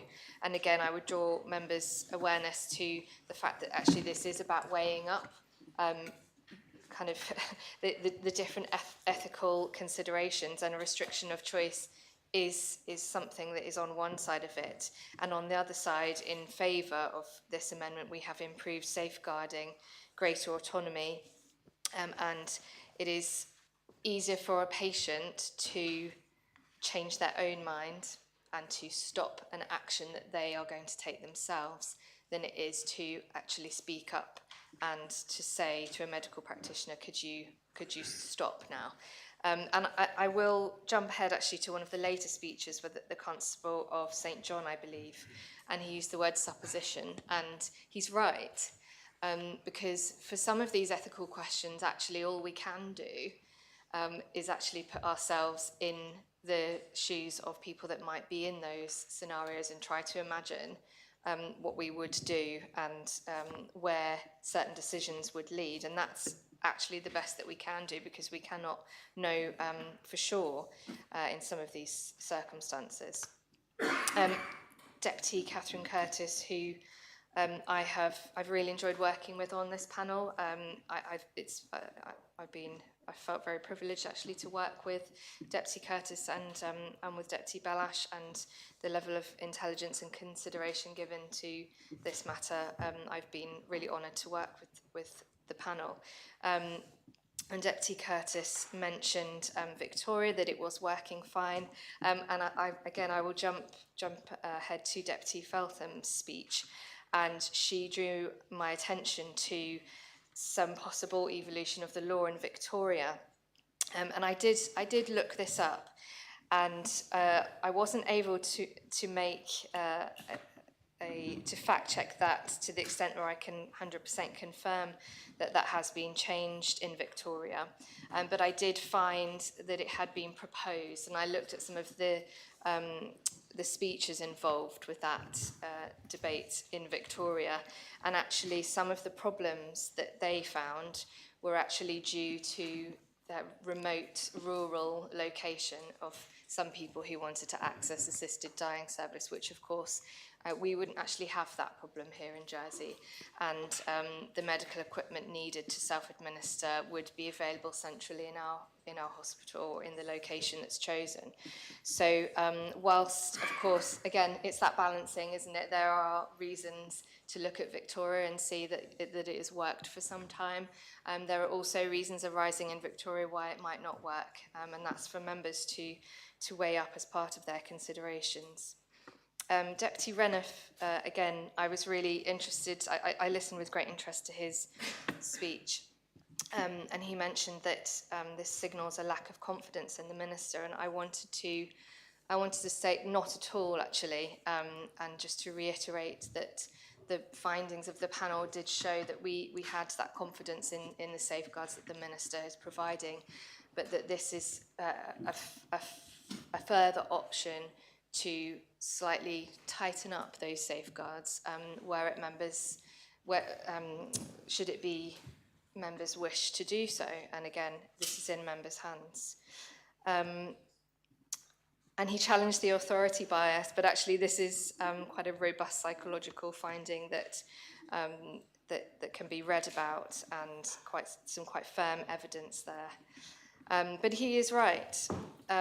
It could present as a barrier. And again, I hope that members will weigh up both sides of this. And I hope that members have been really thinking about the evidence on both sides so that they can make an informed decision. I think that's everybody who spoke. I thank the Dean for his contribution also.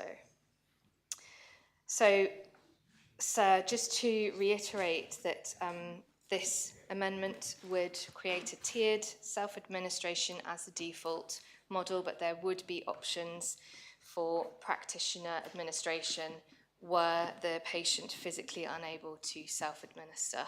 And the panel believes that this is a balanced and proportionate approach that would improve the safeguards available. And I ask that members weigh up the evidence that has been presented and discussed today and make their decision accordingly. And I ask for the appel, sir.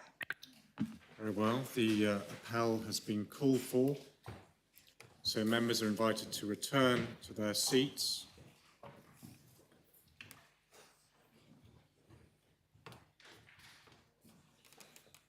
I ask the greffier to open the voting.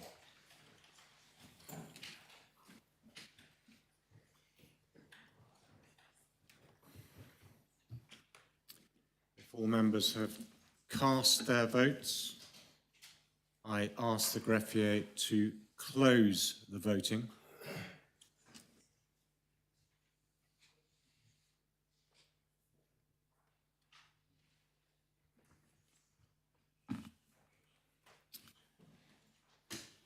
And I can announce that the third amendment has been defeated.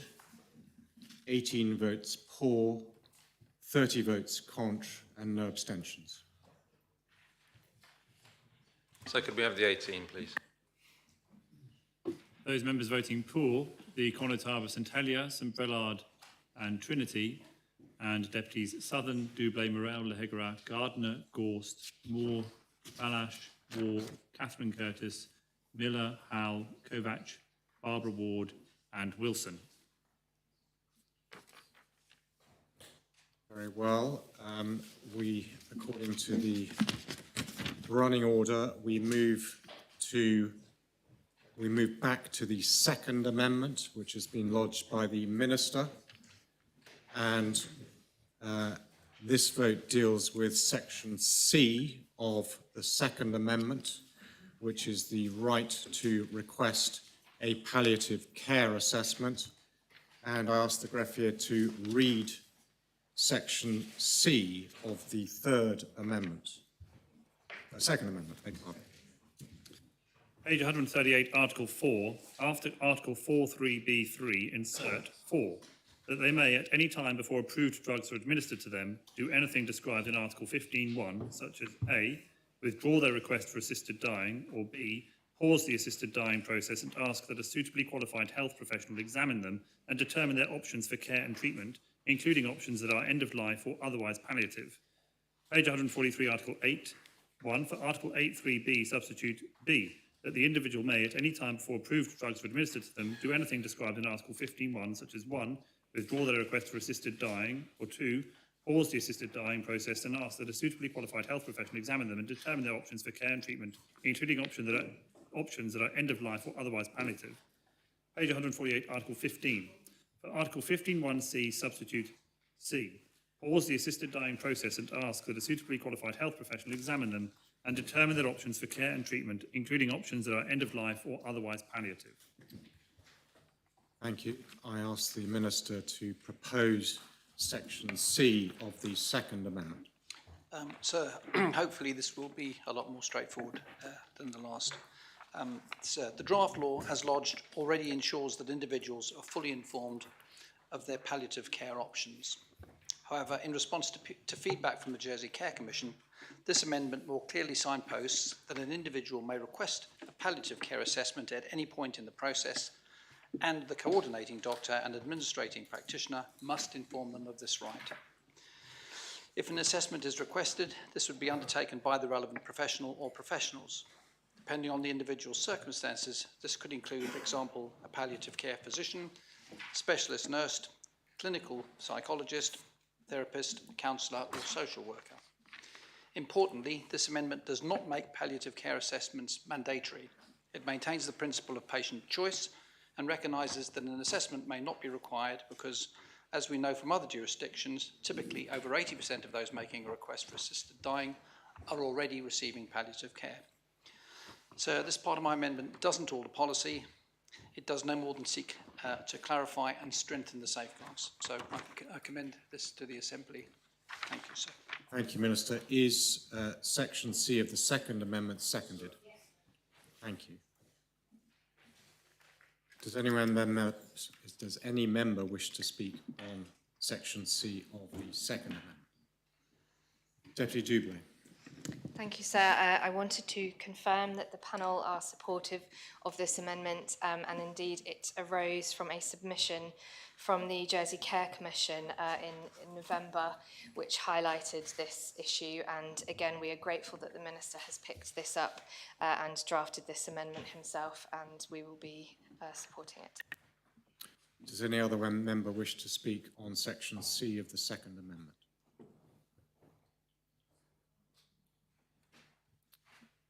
If no other member wishes to speak, Minister, do you wish to reply? No, sir, just call for the appel. The appel is called for. I invite members to return to their seats, and I ask the greffier to open the voting.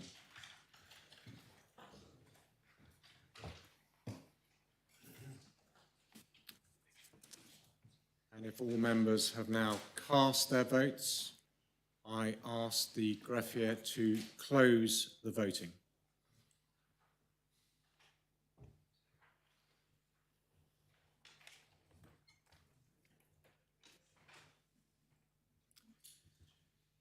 So I can report that Section C of the second amendment has been adopted.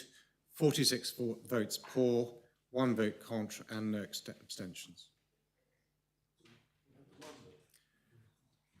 The Connétable St Lawrence voted contra.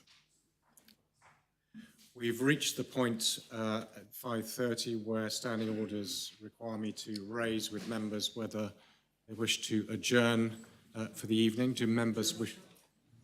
The adjournment is called for. Then I adjourn this sitting of the Assembly, and we will resume at 9:30 tomorrow. Thank you.